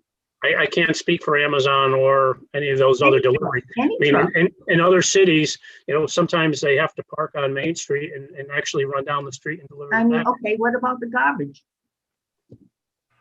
I'm not sure, Mr. Lania, how are you handling refuse on site? Because the town cuts through now. The town, when it takes the garbage, comes in Hope, cuts through the parking lot and goes out Norbert. So the town is going on private property to do the trash. Yeah, exactly. I mean, there's definitely going to be a learning curve. But I mean, again, we have no authority to not let a project go forward for the convenience of delivery or trash pickup. Okay, but the other issue then is, and I don't mean to be contentious, the other issue is the traffic on Norbert Street now is terrible. It takes forever to get out of Norbert Street. What's going to happen when you have 16 more people or 16 more residences with 2 cars each trying to get in and out of Norbert Street? Are you going to put a light? How are you going to do it? You can't get out now, especially if you want to turn left. Well, I mean, first of all, Main Street is a state highway, so if you're suggesting there's a need for a traffic light there, then that's something that could be raised with DOT. Again, it's a state road. We have. I understand they're state roads, but it is a valid concern. Sure. I mean, but again, I want to just reiterate as what I said at the beginning of the meeting in terms of what could be done by right. By right, there could be a Dunkin' Donuts at this site in the front. There could be a drugstore. There could be a commercial use that could generate additional parking.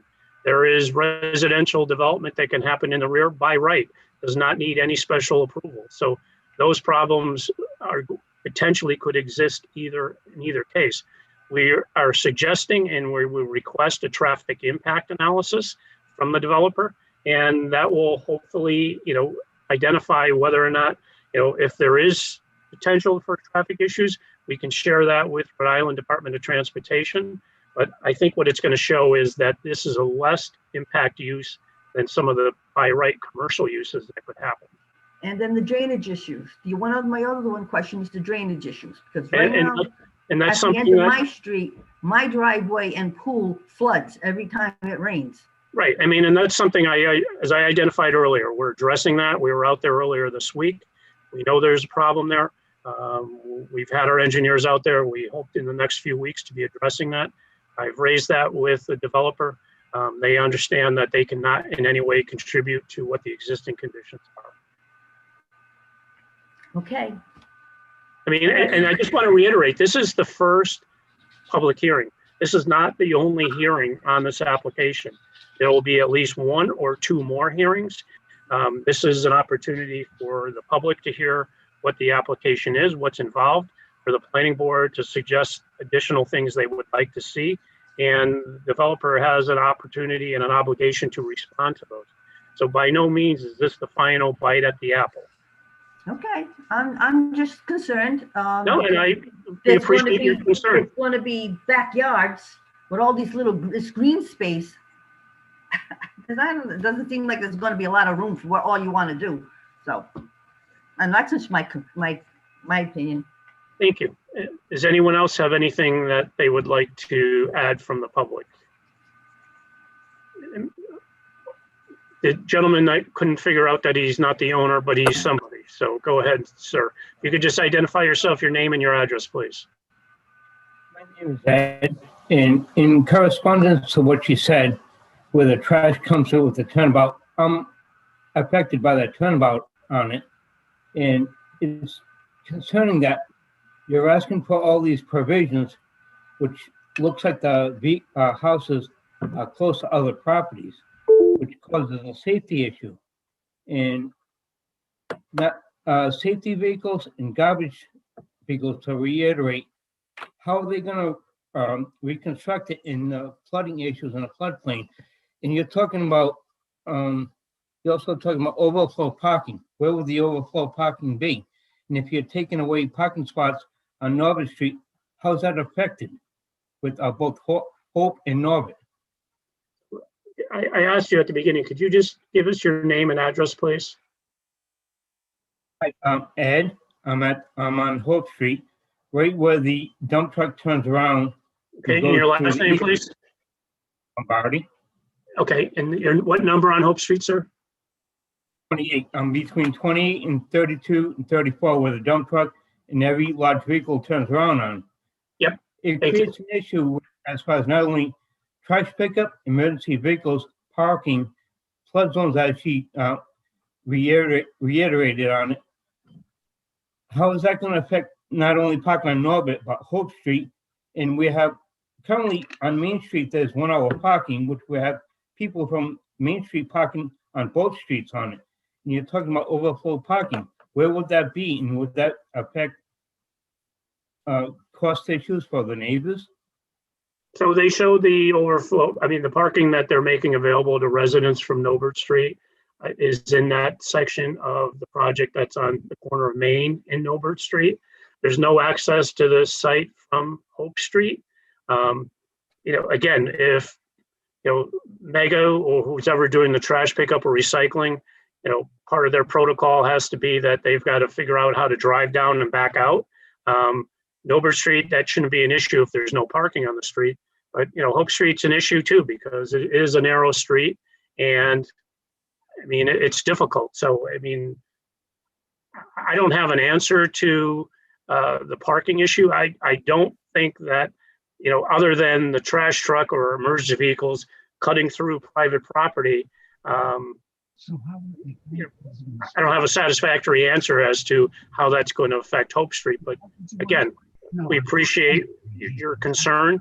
It's been raised. We will do a traffic impact analysis and we will move on. Is there anything else, sir?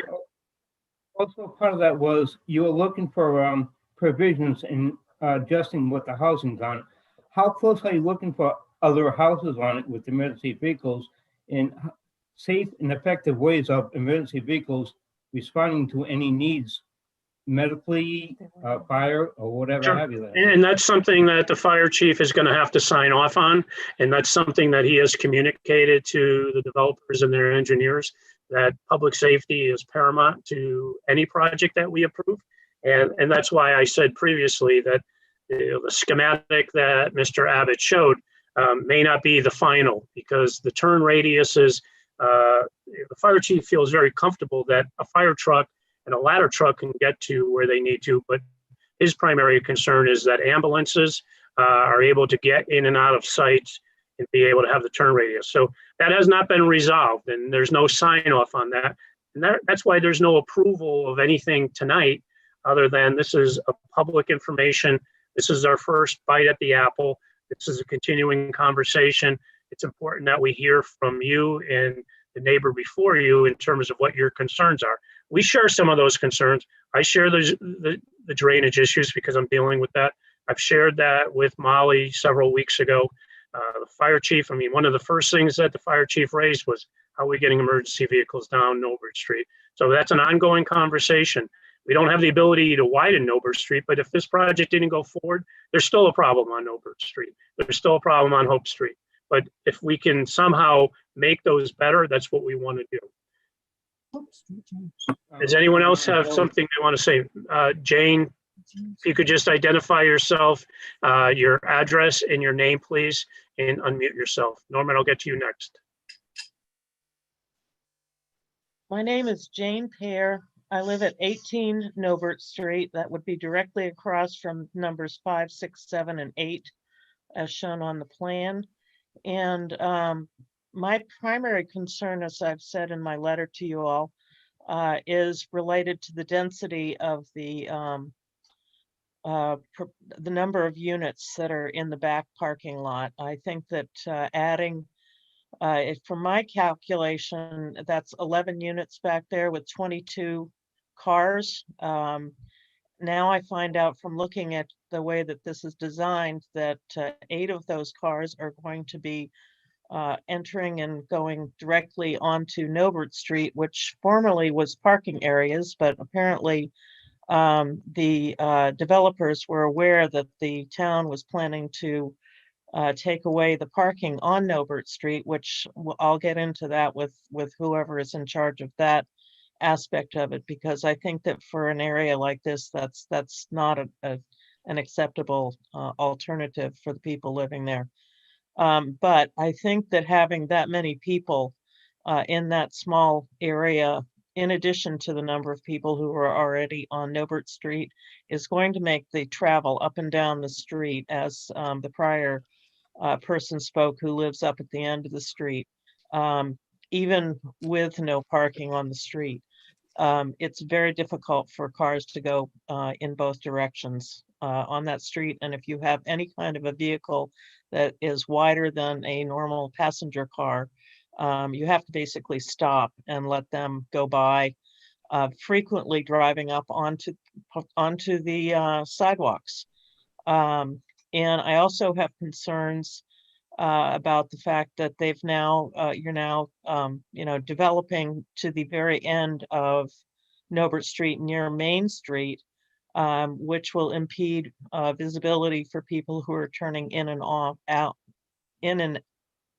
out of Norbert Street onto Main Street. I'm surprised to hear that the planning committee seems to be passing the buck on saying that it's not their responsibility to consider traffic and parking and people, the density and amount of people who are driving and traffic concerns for the street. For such a small street, it seems as though there's really no reason to add this many units, meaning this many people, to increase the number of cars that are going to be going up and down the street. So did you not that's my hear- main concern. Did you not hear that I said that there's going to be a requirement that they provide a traffic impact analysis? I did hear that that was a possibility. I would like to add my thoughts that I think that is a necessary item. Yep, and duly noted. I Thank don't you. believe characterizing it as passing the buck is correct. Norman? Well, when some of the comments that were in reference to people who are talking about the fact that there is difficulty for various kinds of vehicles to not be able to turn around on the street. The woman who lives at the end of the street, if the trash truck has to turn around in front of her property, that is a concern for that property. It could be damaging to her property. So to me, that is something that should be considered by That the problem planning board. exists whether this project goes forward or not. Depends on how things. The width of the road is the width of the road. The width of the road is the width of the road. Unfortunately, the town has seemed to not consider the possibility of going through and taking over that property. Okay, thank you. Norman? You unmute yourself, Norman. Can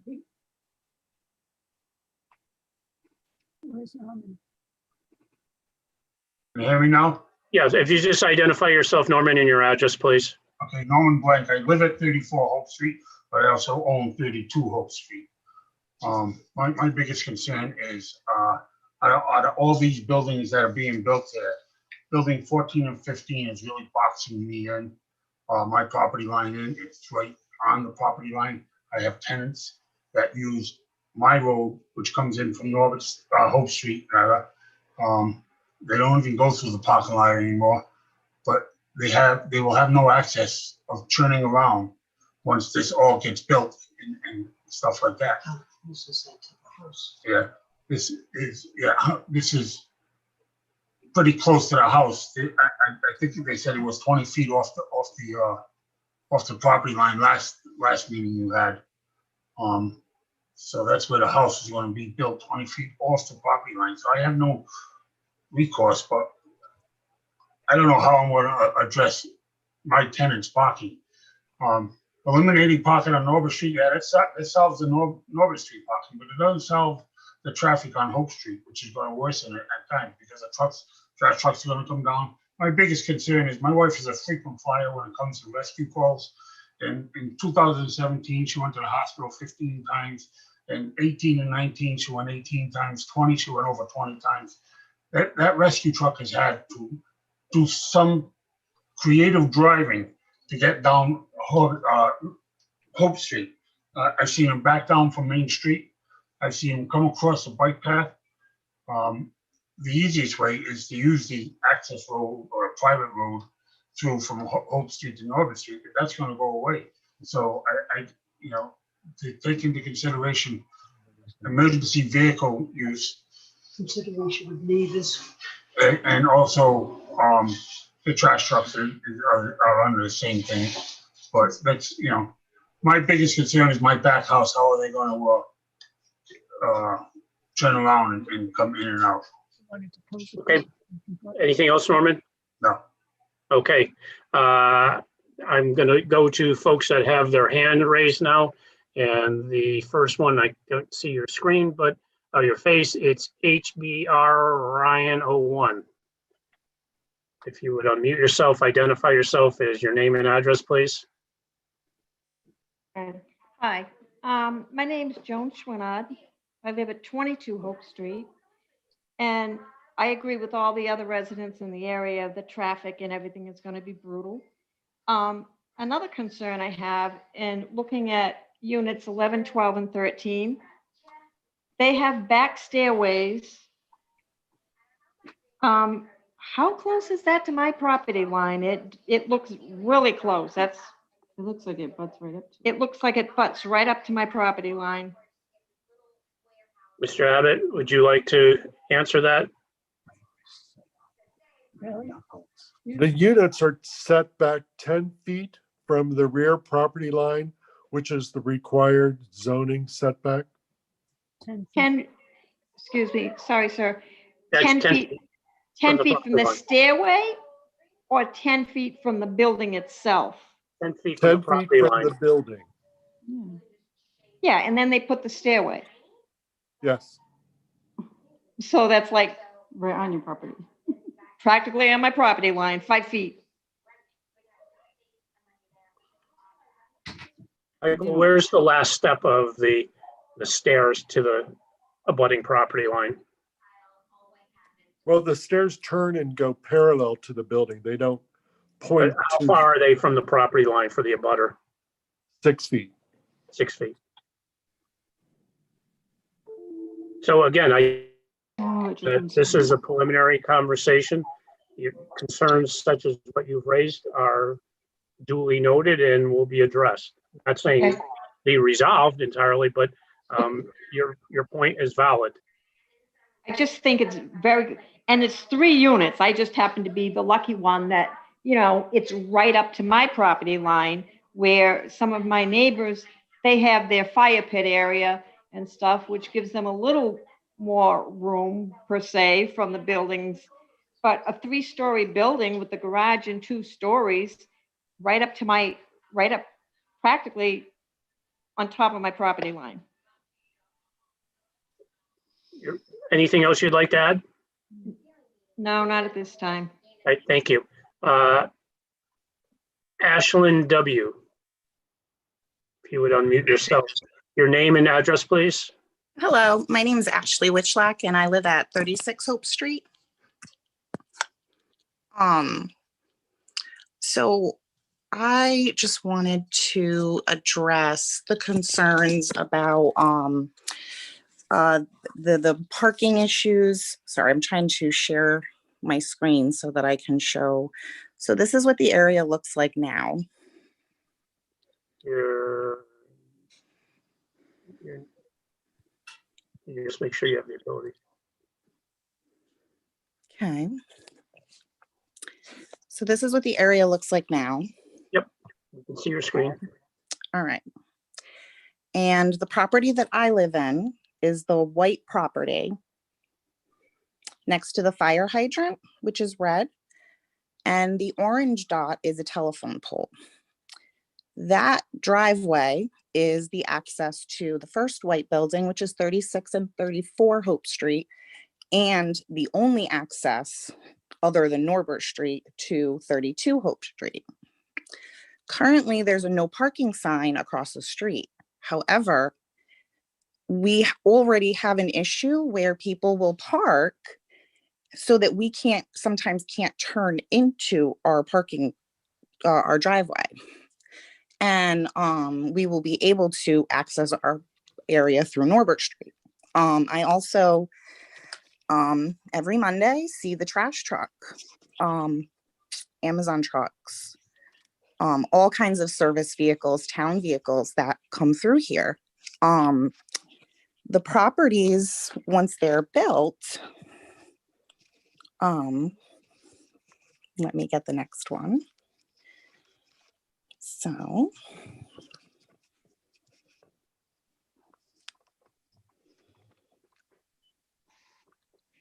excuse me, sorry. It's okay. This is new for me. You're lucky. You haven't been like totally indoctrinated in Zoom world. I know, they've only used this one other time. I just have one other photo, which was what the development looks like after. And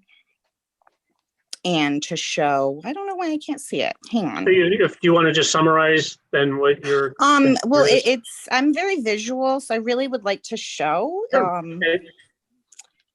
I'm just trying to get it to work, and it seemed very easy the first time, but you have the document open. Yeah, and I So have you one should be able to on just- there. You should be able to just hit share, and then all of the documents you open should be there, and you just have to cursor over to just as you did on the previous one. I There you see, go. I see.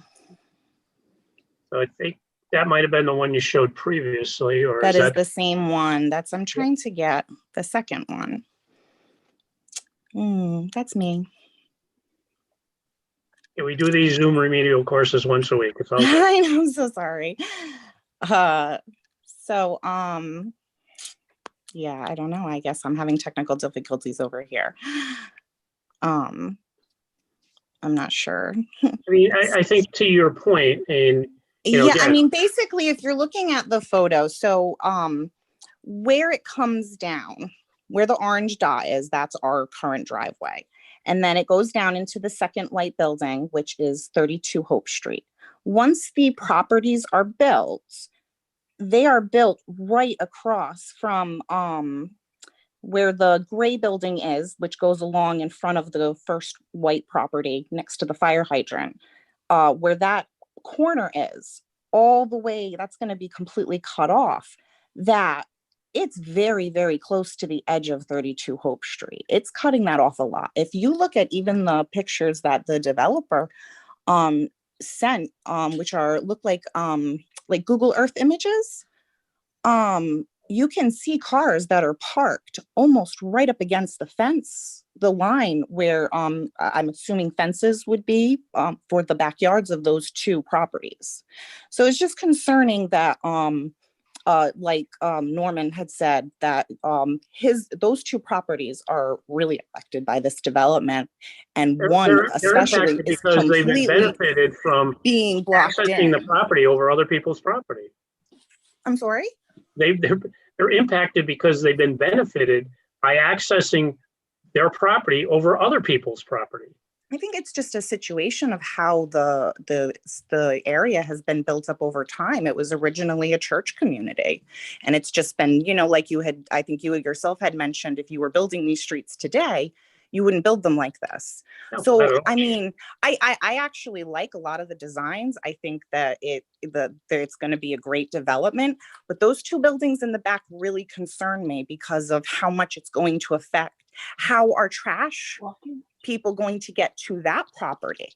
I mean, to the point where, even there's pictures of trees that are going to be there that clearly go, the bushes of the trees clearly go over to where we would be driving into our driveway. So I think that it just needs to be looked at a little closer. Okay, thank you. Thank I'm you. going to go to Heather. Thank you. Ashland W. Hello? If you could just say your name and address, Heather, that would be appreciated, please. Sure. I'm Heather Cocroft. I live on 11 Norbert Street. So I have many of the same concerns as the other residents.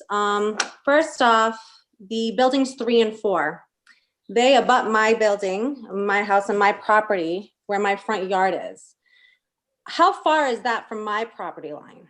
Because I feel like I'm being boxed in, so much so that if I'm in my front yard or I'm looking out my kitchen window where I used to see, a beautiful church in Main Street, I'm going to be seeing essentially a brick wall.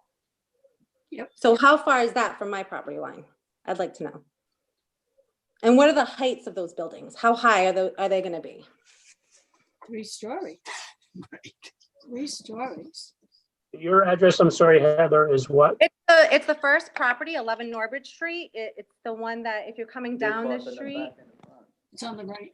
it's on the right-hand side. So your building It's in the parking lot. is in front of me and everything behind me. So, Michael, could you address that?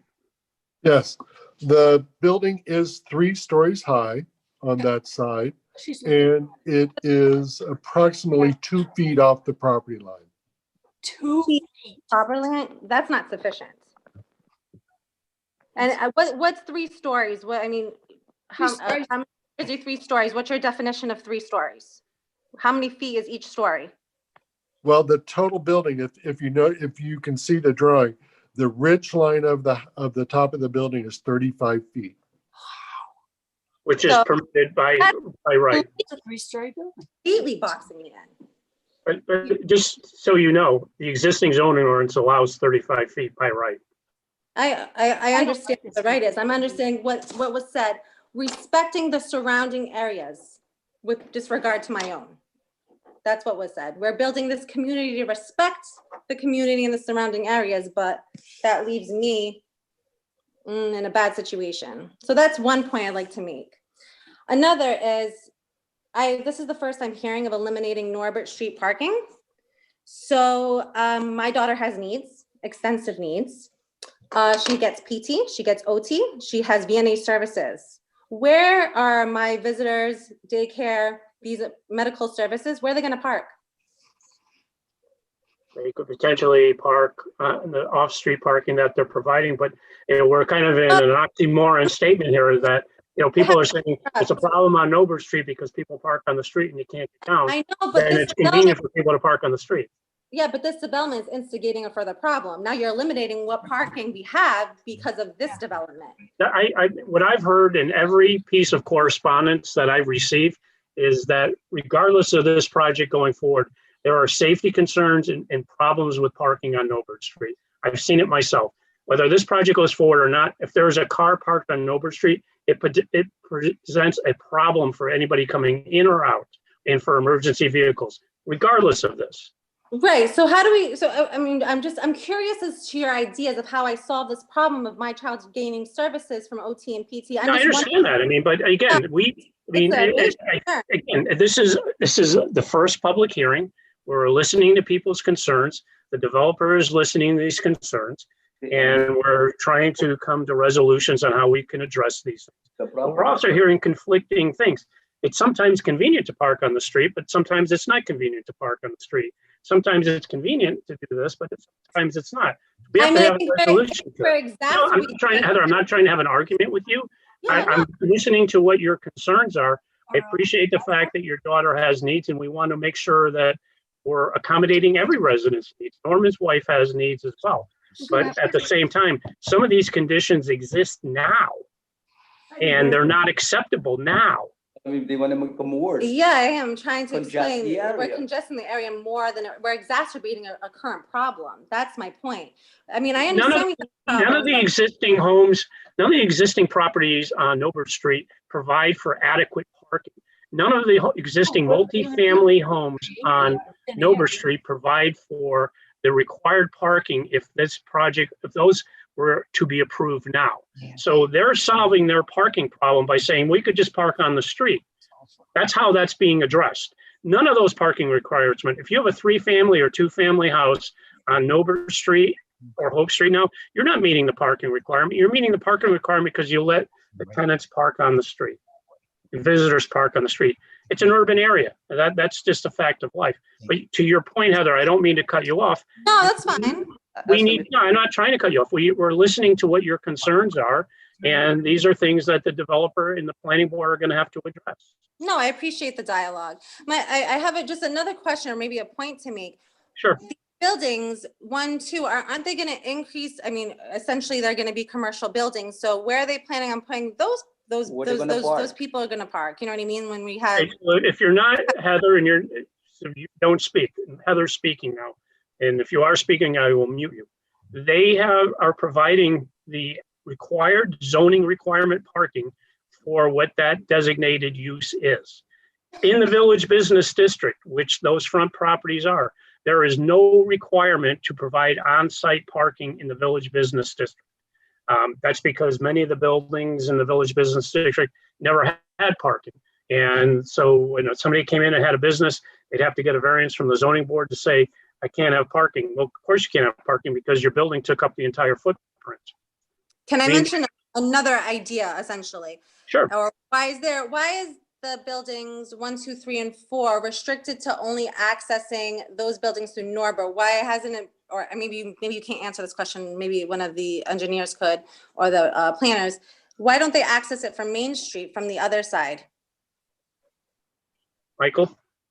They should make their own exit. We don't have the frontage on Main Street. The property is longer on Norbert Street. And because we have to provide a setback from the corner on Norbert to provide sight lines, there wouldn't be enough room to get the building to face out onto the street and provide a driveway. But again, I want to reiterate that this is not the final plan. That's why it's important for us to hear the comments from the residents. Okay, so my father's here who built this home that I purchased, and I'm gonna have him speak with a few ideas on my behalf because we've been discussing this. So I'm gonna just turn my screen over so he can talk. Okay. Well, I spoke to you. My name is Mario Guerrero. I spoke to you a few days ago. I don't know if you spoke to me. The rest of the people never spoke to, but that's okay. Mr. Guerrero. I'm very concerned about the buildings will be so high. All of them, they're too high for this area. But 35 feet is what's permitted by right. Yeah, it's too high, and you guys destroy all the beauty of just the town just because of the gains of somebody else's. Okay, Mr. Carrera, I'm going to cut you off now because I'm going to just reiterate. The existing zoning ordinance allows for 35 feet of height. So it is, I know that a lot. Okay, so if there's something else you want to add? And you're just creating a monster. The 2 feet. Okay. That's what you do. You're creating a monster in a smaller space. Okay, thank you, Mr. Carrera. Which is you and the developer. I think they believe it's good for the neighborhood because they don't live there. You don't live in Norbert Street. You don't live in Hope Street. You live someplace else. Okay, Mr. So Carrera. that means it's okay to you, but it's not okay to us. Not okay for my daughter. But you understand that I can't go to you and say to you that I want you to paint your house a different color because I don't like it. I don't understand you, my friend, because you don't live there. I know how that works. I'm a builder. Okay. Once Thank you build, you walk away, and we leave all the problems to the other people who lives there. We're going to move on now. I'm going to mute you. Thank you. Oh, you don't like? Christine.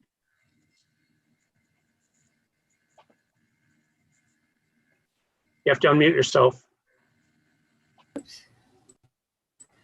Hi, I'm Christine Gorman. I live at 299 Main Street in Warren. I have a couple of questions about the building that's going to be facing my house. I see that you've provided parking behind the other two buildings. And are those parking spaces, I think it's like 6 parking or 8 parking spaces, are those available to the people who are going to shop in those storefronts? Or is that just for the buildings that are built there? Michael? Well, they're available for rent, and I suppose if they're rent, then they could be used for the storefronts or by other people. That has not been determined. Are you going to provide some kind of parking for the storefront? I'm going to reiterate what I said previously. The Village Business District does not require any parking requirements. So my next question is, if that's the case, then where are all the cars for the storefront going to park? On Main Street and run across Main Street every day when they want to go shopping at these new buildings? And if No so, different than it's on Water Street. I mean, people might have to park on a side street and walk. That's how we encourage the vibrancy of a Main Street environment. The idea that people can park or employees can park exactly in front of where they work. That's not how a Main Street works. That's not how a downtown. no, I'm not talking about employees. I'm talking about the customers. Yeah, they might have to walk. They might have to walk. They might have to park farther up Main Street. They might have to park in public parking. But you realize the parking in front of Main Street where I live, that will all get consumed by the shoppers. And people Depends who what type of use there is. I mean, I say this all the time. I've said this previously. We don't have a parking problem in Warren. We have a parking management problem in Warren. People would go to a mall and walk a half a mile from their parking spot to get to the store. We have public parking throughout our downtown area. People just don't want to use it because it's not convenient because they want to park right in front.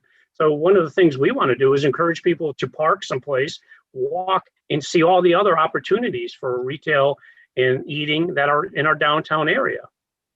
But as much as that is a lovely thought, there's parking issues. And the fact that you're only offering 6 spaces to the people who live in the area is not very much parking. So it's going to overflow somewhere. And I, like Heather. Just like the building height, the zoning ordinance as it exists now says it's 35 feet. The Village Business District, the way the ordinance is written, does not require on-street parking. The idea of the Village Business District was to encourage people to park and walk around downtown. So, I mean, You actually never really considered our section. You made it commercial, but it really never got utilized that way. It's more of a residential area. It's a Main Street state road. But the thing I'm concerned about is the parking. The state highway. Like Heather, who was just speaking, has a special needs child, so do I. And I have people that come in and out all the time for my child as well. And there's a problem if there's no parking for the people who need to come in and who need to support him because he has really serious health issues. I think in those situations, you can make an application. In your case, because you're on Main Street, you'd have to make the application to the Department of Transportation. In Heather's case, she can make an application to the town that there could be a handicap accessible spot for healthcare workers, you know, in the situation for her or in your situation. Yes, I would need that because I have a But the town has no authority to give you that. That has to come from the state. And I mean, you have every right to ask for that. Okay, and then my other question is there any negotiation in the amount of buildings? Can you reduce the amount of buildings in order to like have less traffic or, you know, make it a little easier for everybody? I mean, again, I think, you know, we keep coming back to traffic. I think, you know, it's been clearly conveyed to the developer that we are requiring a traffic impact analysis. Until that is completed, which will look at the generation of how many average daily trips come from a residential site, how many average daily trips would come from a project that was by right. Until we have that analysis, I don't think we can, you know, properly answer those questions. So, is the building under negotiation? Will they be willing to conform and make some adjustments in terms of the size? So instead of maybe 15 units, they only have 10 units. Were they willing to be flexible? I mean, I think that's for what, I mean, for what reason? Because it's just too congested. Again, I think it's beneficial to have the results of the traffic analysis first before we ask that question. And when are you going to take the parking off Norbert Street? Is that effective today? No. When will that go into effect? After everyone's had an opportunity to understand what's happening, it's been considered as part of this project, but I mean, we're not going to show up tomorrow and make it no parking. We understand there's impacts, but it's something that, again, based on everything we've heard from the community, it's something that needs to be addressed. Well, and I understand that. I think we all need notice to know when that's going to happen. Yeah, absolutely. I mean, again, that's not a unilateral thing that's going to happen immediately. No, I was just curious when that would happen. That's all. Yeah, I mean, there'll be plenty of public notice to give residents an opportunity to be prepared. How many more meetings like this are we going to have before the final say is going to happen? So there has to be at least one more and possibly two more. And there could be more if this, I mean, there's a three-step process for a comprehensive permit. There's the public hearing master plan, which is what this is. And then secondly is a preliminary plan and then a final plan. Sometimes preliminary and final get combined. I don't know that will happen in this case, but there'll be at least one more hearing on this and potentially two. And for whatever reason, we can't complete a meeting in the time that we have allotted. It could be 4 meetings, but this is just the first meeting. And who does the parking evaluation? And that would be an independent engineering firm. And how long would it take for you to assign someone to do that? I think that the applicant understands now that they need to commission a traffic impact analysis. So you don't have anybody at this point to do that? That is a cost that is incurred by the applicant. So they have the opportunity to choose who that is.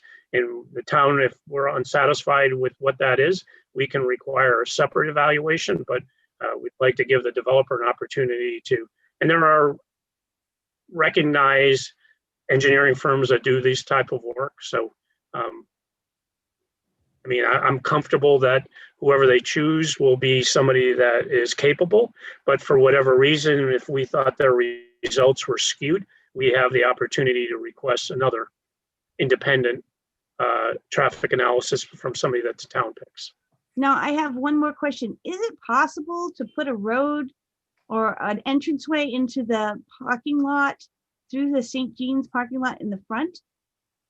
I know it's their property, but maybe they could run it along a different section so it doesn't bother their business, but maybe goes on the side of the business where the storefront is and then take a sharp right and then into the parking lot, the way it used to have an entrance to get into the second parking lot instead of using Norbert Street? I mean, again, we get into these conflicting, stories about traffic. So is that going to make traffic coming onto Main Street any less or any worse? I'm not. You give it access to have them pull in with their garbage trucks and then go around in like a loop. It's still a one-way road. I mean, the developer heard what you had to say. I'd say that's unlikely, but I won't speak for them. Okay, I think you've answered some of my questions. Will we be able to write more letters if we feel that we want to add other things? Every time that we have a hearing on this, you have an opportunity to send correspondence in or participate within the meeting. Okay, thank you. Does anyone else have anything that they would like to add? I'm gonna look real quickly and owner who doesn't. Yeah, is there something you want to say that we haven't heard already? Yes. When you look at from Main Street, you're looking at what appears to be a church, and you're looking at buildings being built on a church property. Wouldn't that give the appearance of church? Wouldn't that give the appearance of church selling property for? I mean, that's. I mean, I saw that in some of the correspondence. I mean, that's not even relevant to this conversation. I mean, the Diocese of Providence decided they wanted to sell this property. Whatever the optics are, or whether it looks like the church is developing it or a private developer, that's irrelevant to this conversation. But when you put an ad in the paper, it also mentions the church 6 times in the ad in the local paper. Because people know it as that. But I mean, I personally, and I don't think the developers have any interest in, whether somebody thinks the Diocese of Providence is developing this. I don't think anybody believes that. I mean, I don't see that. That's just like bad interpretation when you mention it, even though it may not be a church.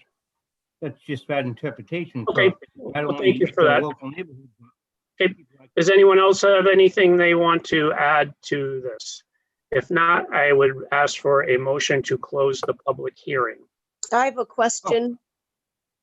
I don't know how this works. Okay, My name if you could just identify yourself, your name and address, please. Mimi Bonvegna, 12 Hope Street rear. Okay. I missed the beginning of this. When is the projected end date? When would this go up? How much time do we have if we needed to move or anything like that? Because parking is big for me, but I understand everything now that I watched. Yeah, that's a loaded question. I mean, I think that the developer has some things that they need to address. The next hearing could be at the February meeting, it could be March, but there's no, we don't have an end date. I'm just saying, if everything was to go, would this take 2 years, 3 years? They've got to know something like that. I'm just wondering. EJ, if you had all of your approvals in place, how long would it take you to then execute your plan? I think we could have the construction completed within a year. Unofficially, there's certainly a lot of variables, approvals and construction, timelines that we have to weigh into account. But we think it's going to be a little while before we can even get started, let alone finish. Okay, thank you for that. And I just have one other thing to add. No, I don't think parking should go through the church. I'm next to the church, but it's not that. It's the church's separate property. They already sold, it's two different things. So I don't think that they should be cutting through somebody else's property who wants to make it a home. But I'm wondering, could the town maybe, because the roads are bad already and everything, I guess Norbert Street is out, but is there any way to continue Hope or Norbert and cross over the bike path and connect to another road? That might help. I know that's loaded. Yeah, I mean, the problem is that you've got drainage swales in between on the west side of the bike path, and which are a problem right now. We're correcting that. But once you get onto the east side of the bike path, that property is owned by National Grid in large part. There's significant underground utilities, which is complicating some of the drainage problems we're dealing with. So the answer to your question, no. No. Okay, thank you. Right, so Yeah. if there is a motion to close the public hearing, that would be entertained. So I move to close the public hearing. Mr. Gerhart makes the motion. Is there a second? Second. Mr. Patterson makes a second. I'll start with you, Mr. Patterson. Yes. Mr. Gerhart, Yes. Mr. Massey, Yes. Mr. Leffers, Yes. Mr. Bobine, Yes. Ms. Giles, Yes. Mr. Dixon, Yes. Ms. Miller, Yes. Mr. Massey. Yep. So I want to thank all of the residents. I mean, I'm sure you didn't get any of the answers that you wanted, but this is the beginning of the process.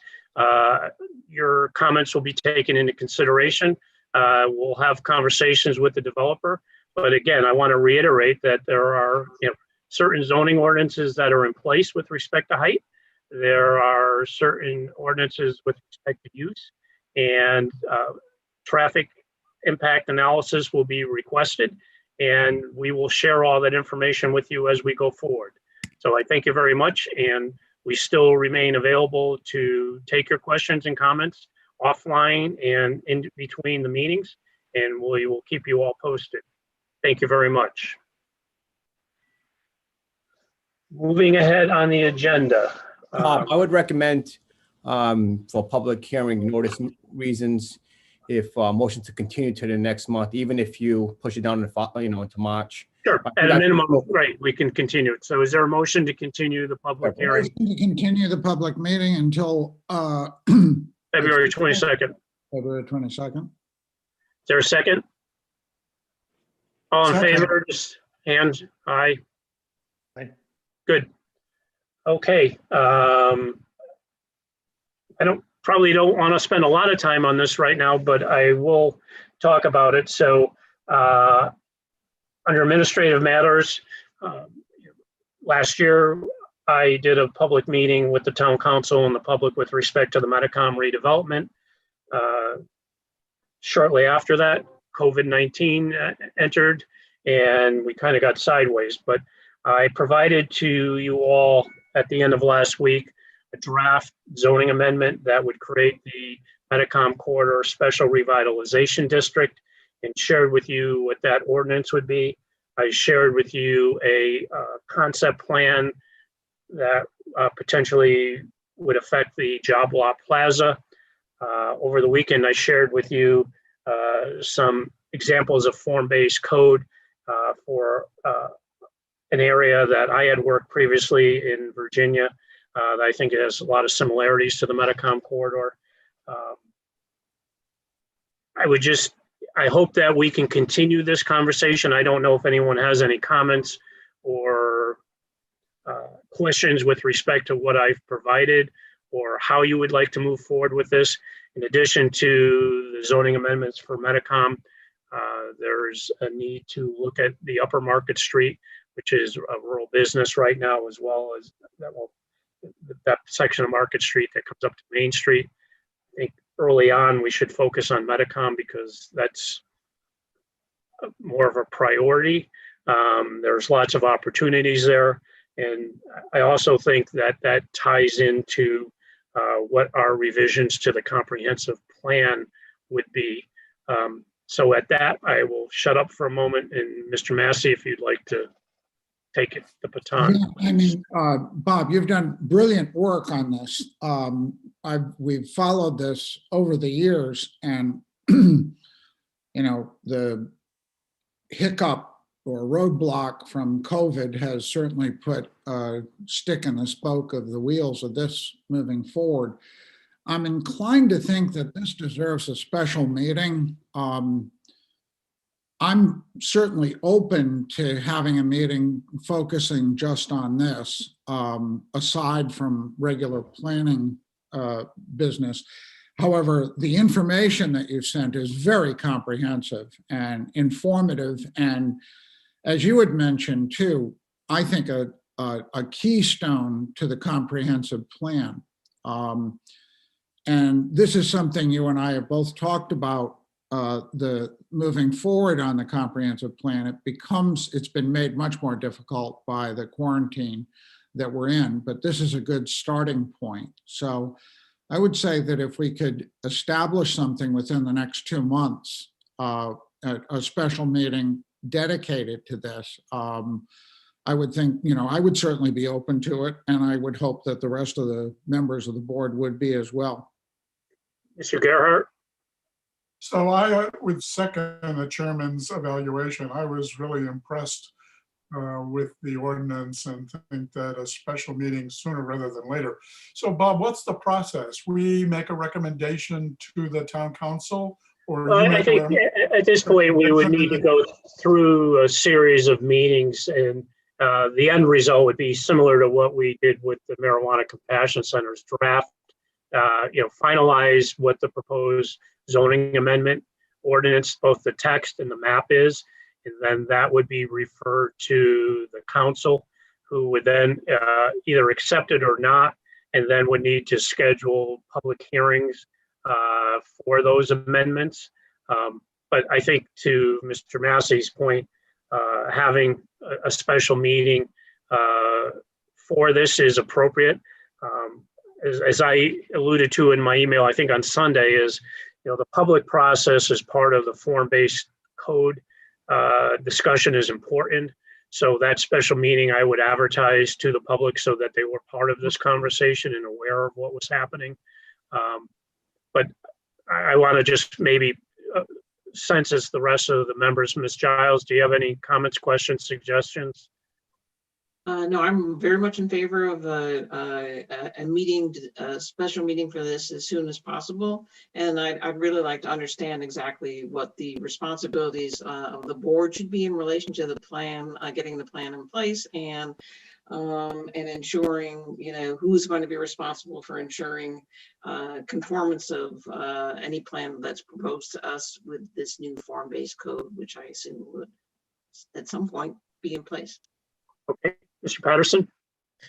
I would second Ms. Giles' comments. I also like to say that the material you sent us certainly gives a good idea of what the results of a well-implemented and well-laid out form-based code looks like. It looks like a very worthwhile drill. And I think if we can move ourselves a little bit farther forward at a special meeting, I certainly would be in favor of that. Mr. Leffers? Mr. Dixon? I still agree with both of them. Mr. Bovine? Brett?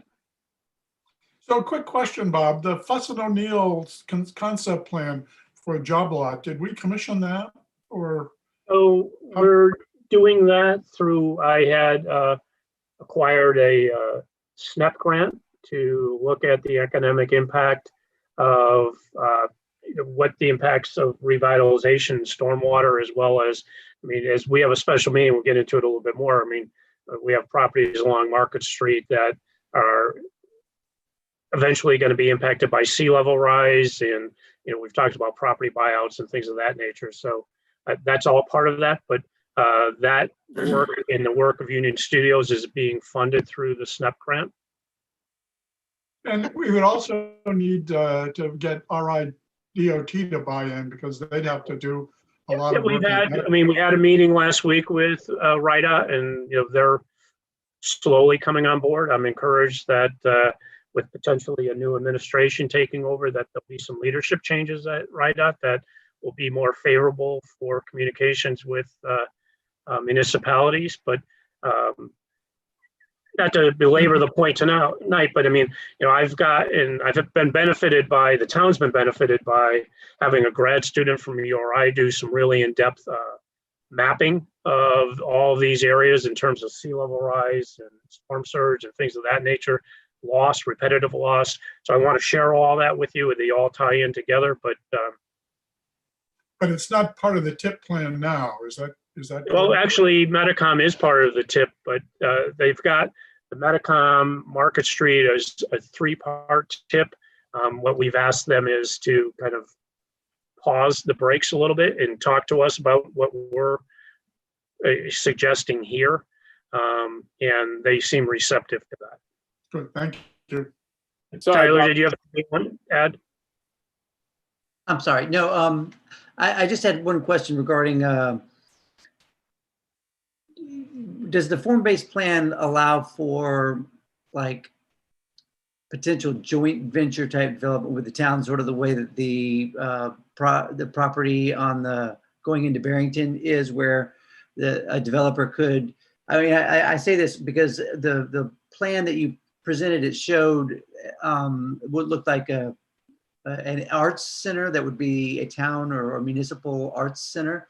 I'm hoping that's more of an institutional use. Okay, right. But I just didn't know whether, because I know that sometimes developers will do joint ventures with municipalities where they have sort of carved out facilities that where the municipality can maintain all the common area and the development will do all the individual. Yeah, I mean, the form-based code is more on the design and the features and materials and signage and lighting. In terms of, you know, what the ownership concept is, I mean, that's a separate conversation, but I just didn't know whether it was like, you know, hard, fast, one way or the other, or if no. I mean, it's, again, this is early on. I mean, this is opening it up to conversation, and I mean, there's definitely a little bit of a fishing lure in there to try to attract a potential university that's nearby that has a need for performing arts space. Right, absolutely. Brett, Bob, did you? I had some. I've been having some problems with these headphones I'm playing around with and stuff. What I heard you ask a question. Was there a particular question to me? whether you had any comments about the proposed zoning ordinance or, you know, where we're going. I mean, I think what the consensus is that, you know, we should have a special meeting to discuss this, and I think that's a great idea. I would like to engage the community as part of that conversation as well. Sure. Yeah. No, I'm still fully on board with trying to bring this form-based code to life, and I think it's great. So, you know, that's my feedback.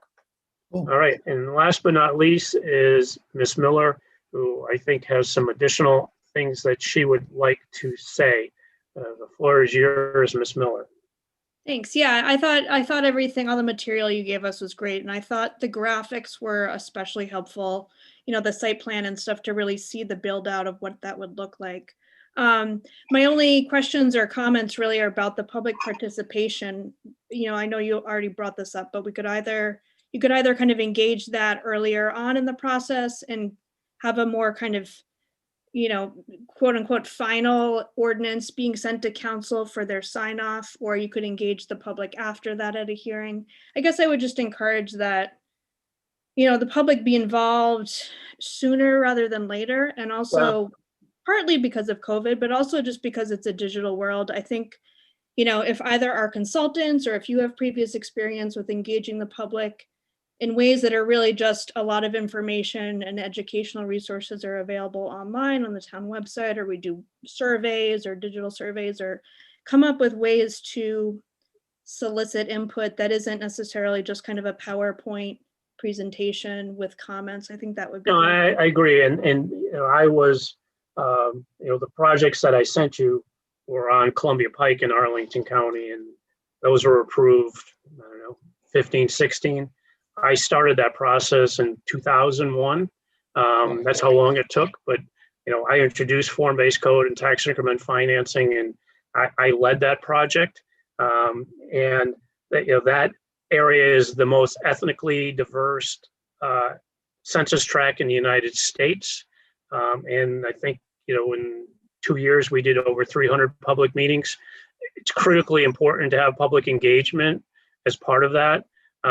And that's what I alluded to in my email. So I think when we have a special meeting, you know, I want the public to be involved, just like they were when we had the last town council meeting where we had very good attendance. But they need to be part, they have to buy into what this is. And the form-based code, they have to buy into that. They need to understand it. They need to articulate what they want or don't want. I was just simply trying to put this out to be, we can't like wait for whatever the new normal is going to be anymore, because I don't know what that is.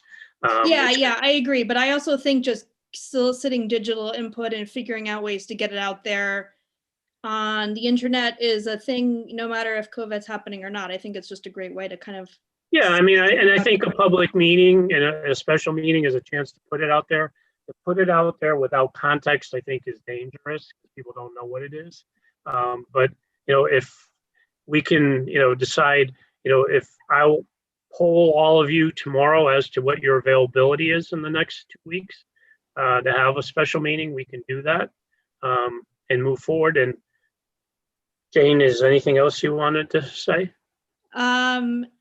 yeah, I should let everyone know that this is going to be my last meeting for a while. I just had some personal issues come up that I really need to dedicate my time to. But as I made clear to Fred and Bob, I enjoyed my time here and I'm really looking forward to actually, hopefully serving again. I hope it's sooner rather than later. But I've enjoyed getting to know all of you guys and serving here. And, I think as Fred and I had indicated previously, I mean, we appreciate your commitment. And sorry to see you leave because we were that close to having a full board again. Ashley Medeiros has been sitting in tonight. She has submitted an application to take a position on the planning board. I've had the pleasure of working with Ashley. She is the current chair of our economic development board. She previously worked with Connect Greater Newport, which Kate and I are on the steering committee, and she is now with Venture Cafe. And obviously a Warren resident. So I think Ashley is going to be a stellar addition to the board. And I was really hoping that, Jane, you were going to stick around because then we at least have 3 women on the board and move towards some parity. But so for all you other board members, I mean, we are down a member. And if you know somebody that is interested, I would encourage them to get an application in to the chair. I will just say this, that the Charter Review Commission is starting their work now. If there was a desire of the board to reduce the membership, then there should be some communication to the Charter Review Commission that you would like them to consider that, whether that's 7 members and 2 alternates or whatever that might be. But that is the only way that this board membership can be adjusted is through a charter revision. So I just throw that out there. Does it take state law to do that, Bob? I'm sorry? Does it take state law to reduce the size of the board? Right, but it has to go through the Charter Commission first. And this is something we have discussed before and is frankly current at a number of towns and cities in Rhode Island. We have a particularly large planning board. It's atypical at this point from other Rhode Island cities and towns. And as much as I love you all, a smaller board. It's the people that's not here that we love. Yeah. So Fred, I thought we sort of came to the conclusion before when we were discussing that we wanted 7 members and 2 alternates. Would you take a motion tonight to have you communicate that to the Charter Review Commission? My only concern with alternates, Mike, is that you're still looking for folks to serve on the board. One of the problems is finding good people. We've been very fortunate to have people like yourself, like all of the rest of the people on the board who are willing to serve. This is really one of the problems, getting 9 folks who are not only willing to volunteer their time, but, put in the work. So I'm a little concerned about the alternates. I don't know if Ben's still here. He better be. He's there. Ben, in terms of alternates or in terms of reducing the size of the board. Sure. So by state statute, that's what I was just looking up. State statute requires just a minimum of 5. But I certainly do see specific towns getting some language inside of that particular enabling legislation that allows them to have alternates. So Bob's right, go to charter and then get Warren in there if you want a couple alternates. But we could have, so in other words, we only actually have to have 5 people? That's per 4522-3. A planning board or commission consists of no less than 5 members. But the idea of alternates is that you wouldn't need them for quorum, right? So if we had 7 members, 2 alternates, the quorum could still be 5. Correct. Yeah, I mean, so that's the way that the zoning board functions. There's 5 members and 2 alternates. Sometimes there's conflicts and the alternates, step in. The alternates typically appear at all of the meetings. There's openings on the zoning board right now too. I mean, So Barrington does next door. They have 2 alternates on their planning board, Hopkins and Richmond. Have they got 5 and 2 or 7 and 2? I don't know that, but specifically in the state statute, Barrington has 2 alternates. So I'm not exactly sure. Let me look into that, Mike. I'm just trying to come up with, a reasonable number. Rather than stick at 9, I'm more inclined to go to like 7.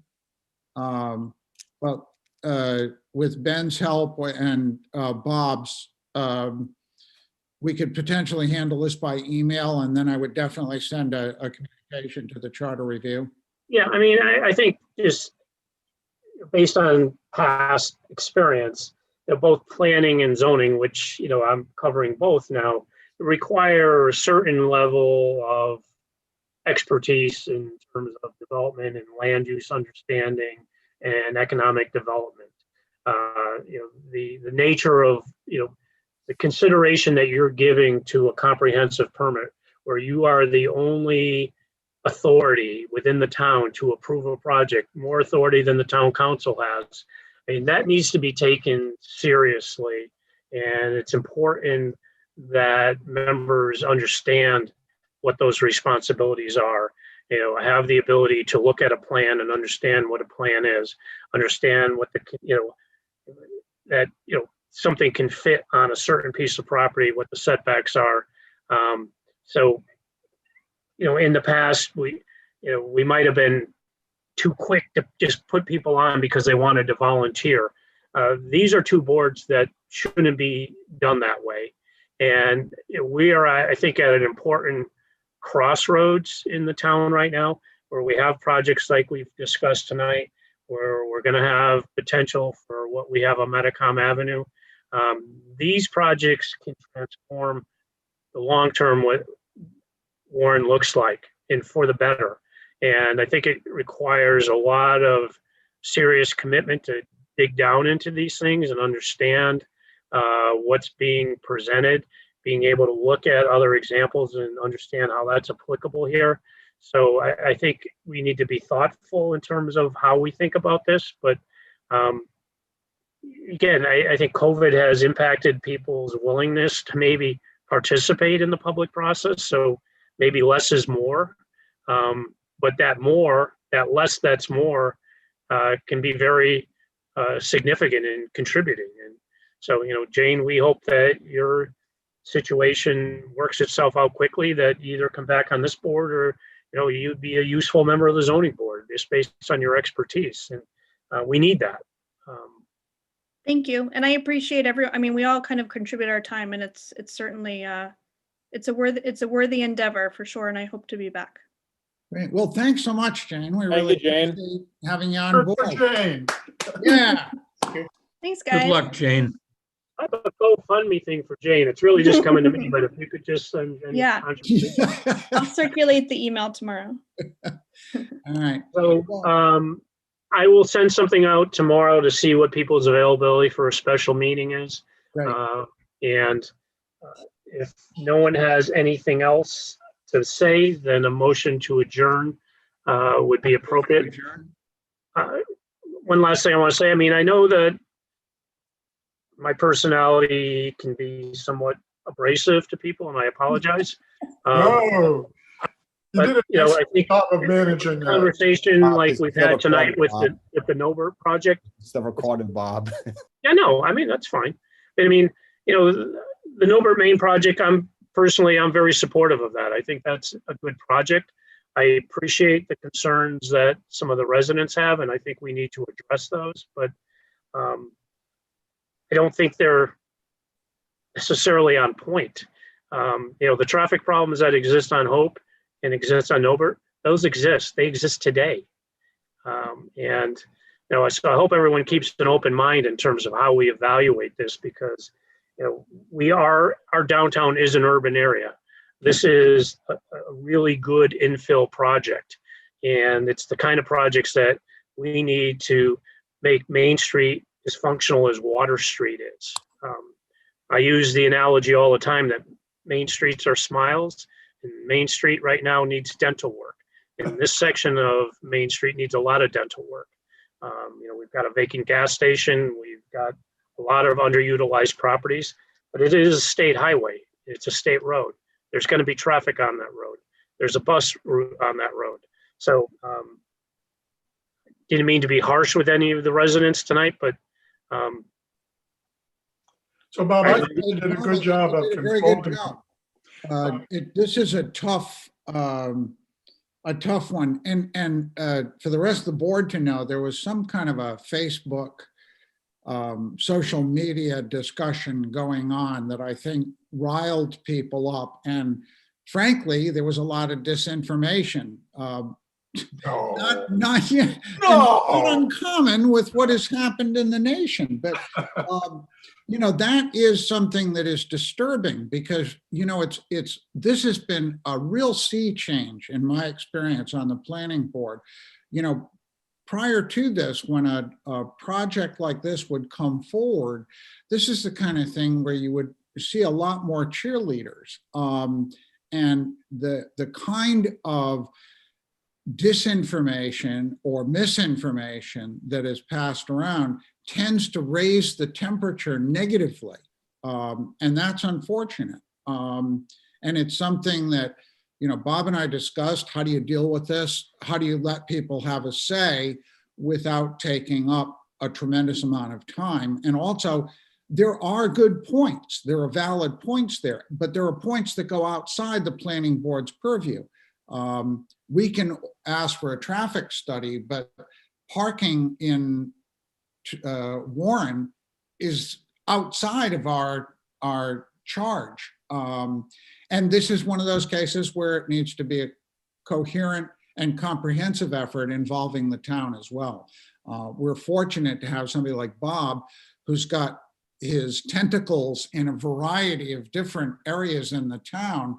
So that gives him that ability to have a much broader view. And that said, you know, I hope that we're able to come up with some reasonable, Bob, you did a fine job. You pointed out what is allowed and what is, you know, up for some degree of discussion. And the frustrating part is that sometimes people are just not listening to what is being said. They have some. Don't understand. Yeah, and that's, you know, but that is our job, to listen and to take it in.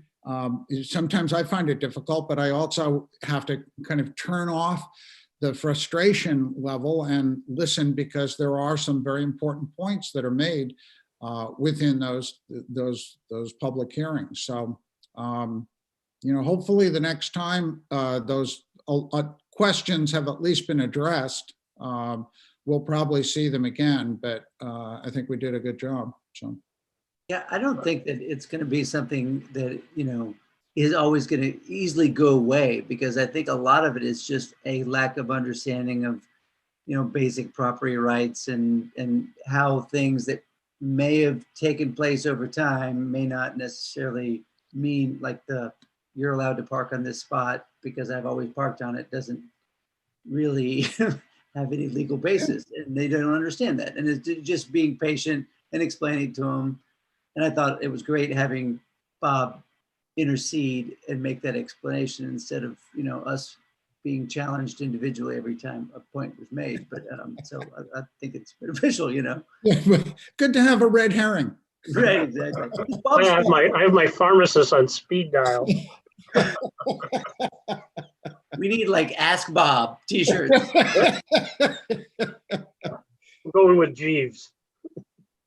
So my thought is that you did a very, very good job keeping it on track, and under some provocation,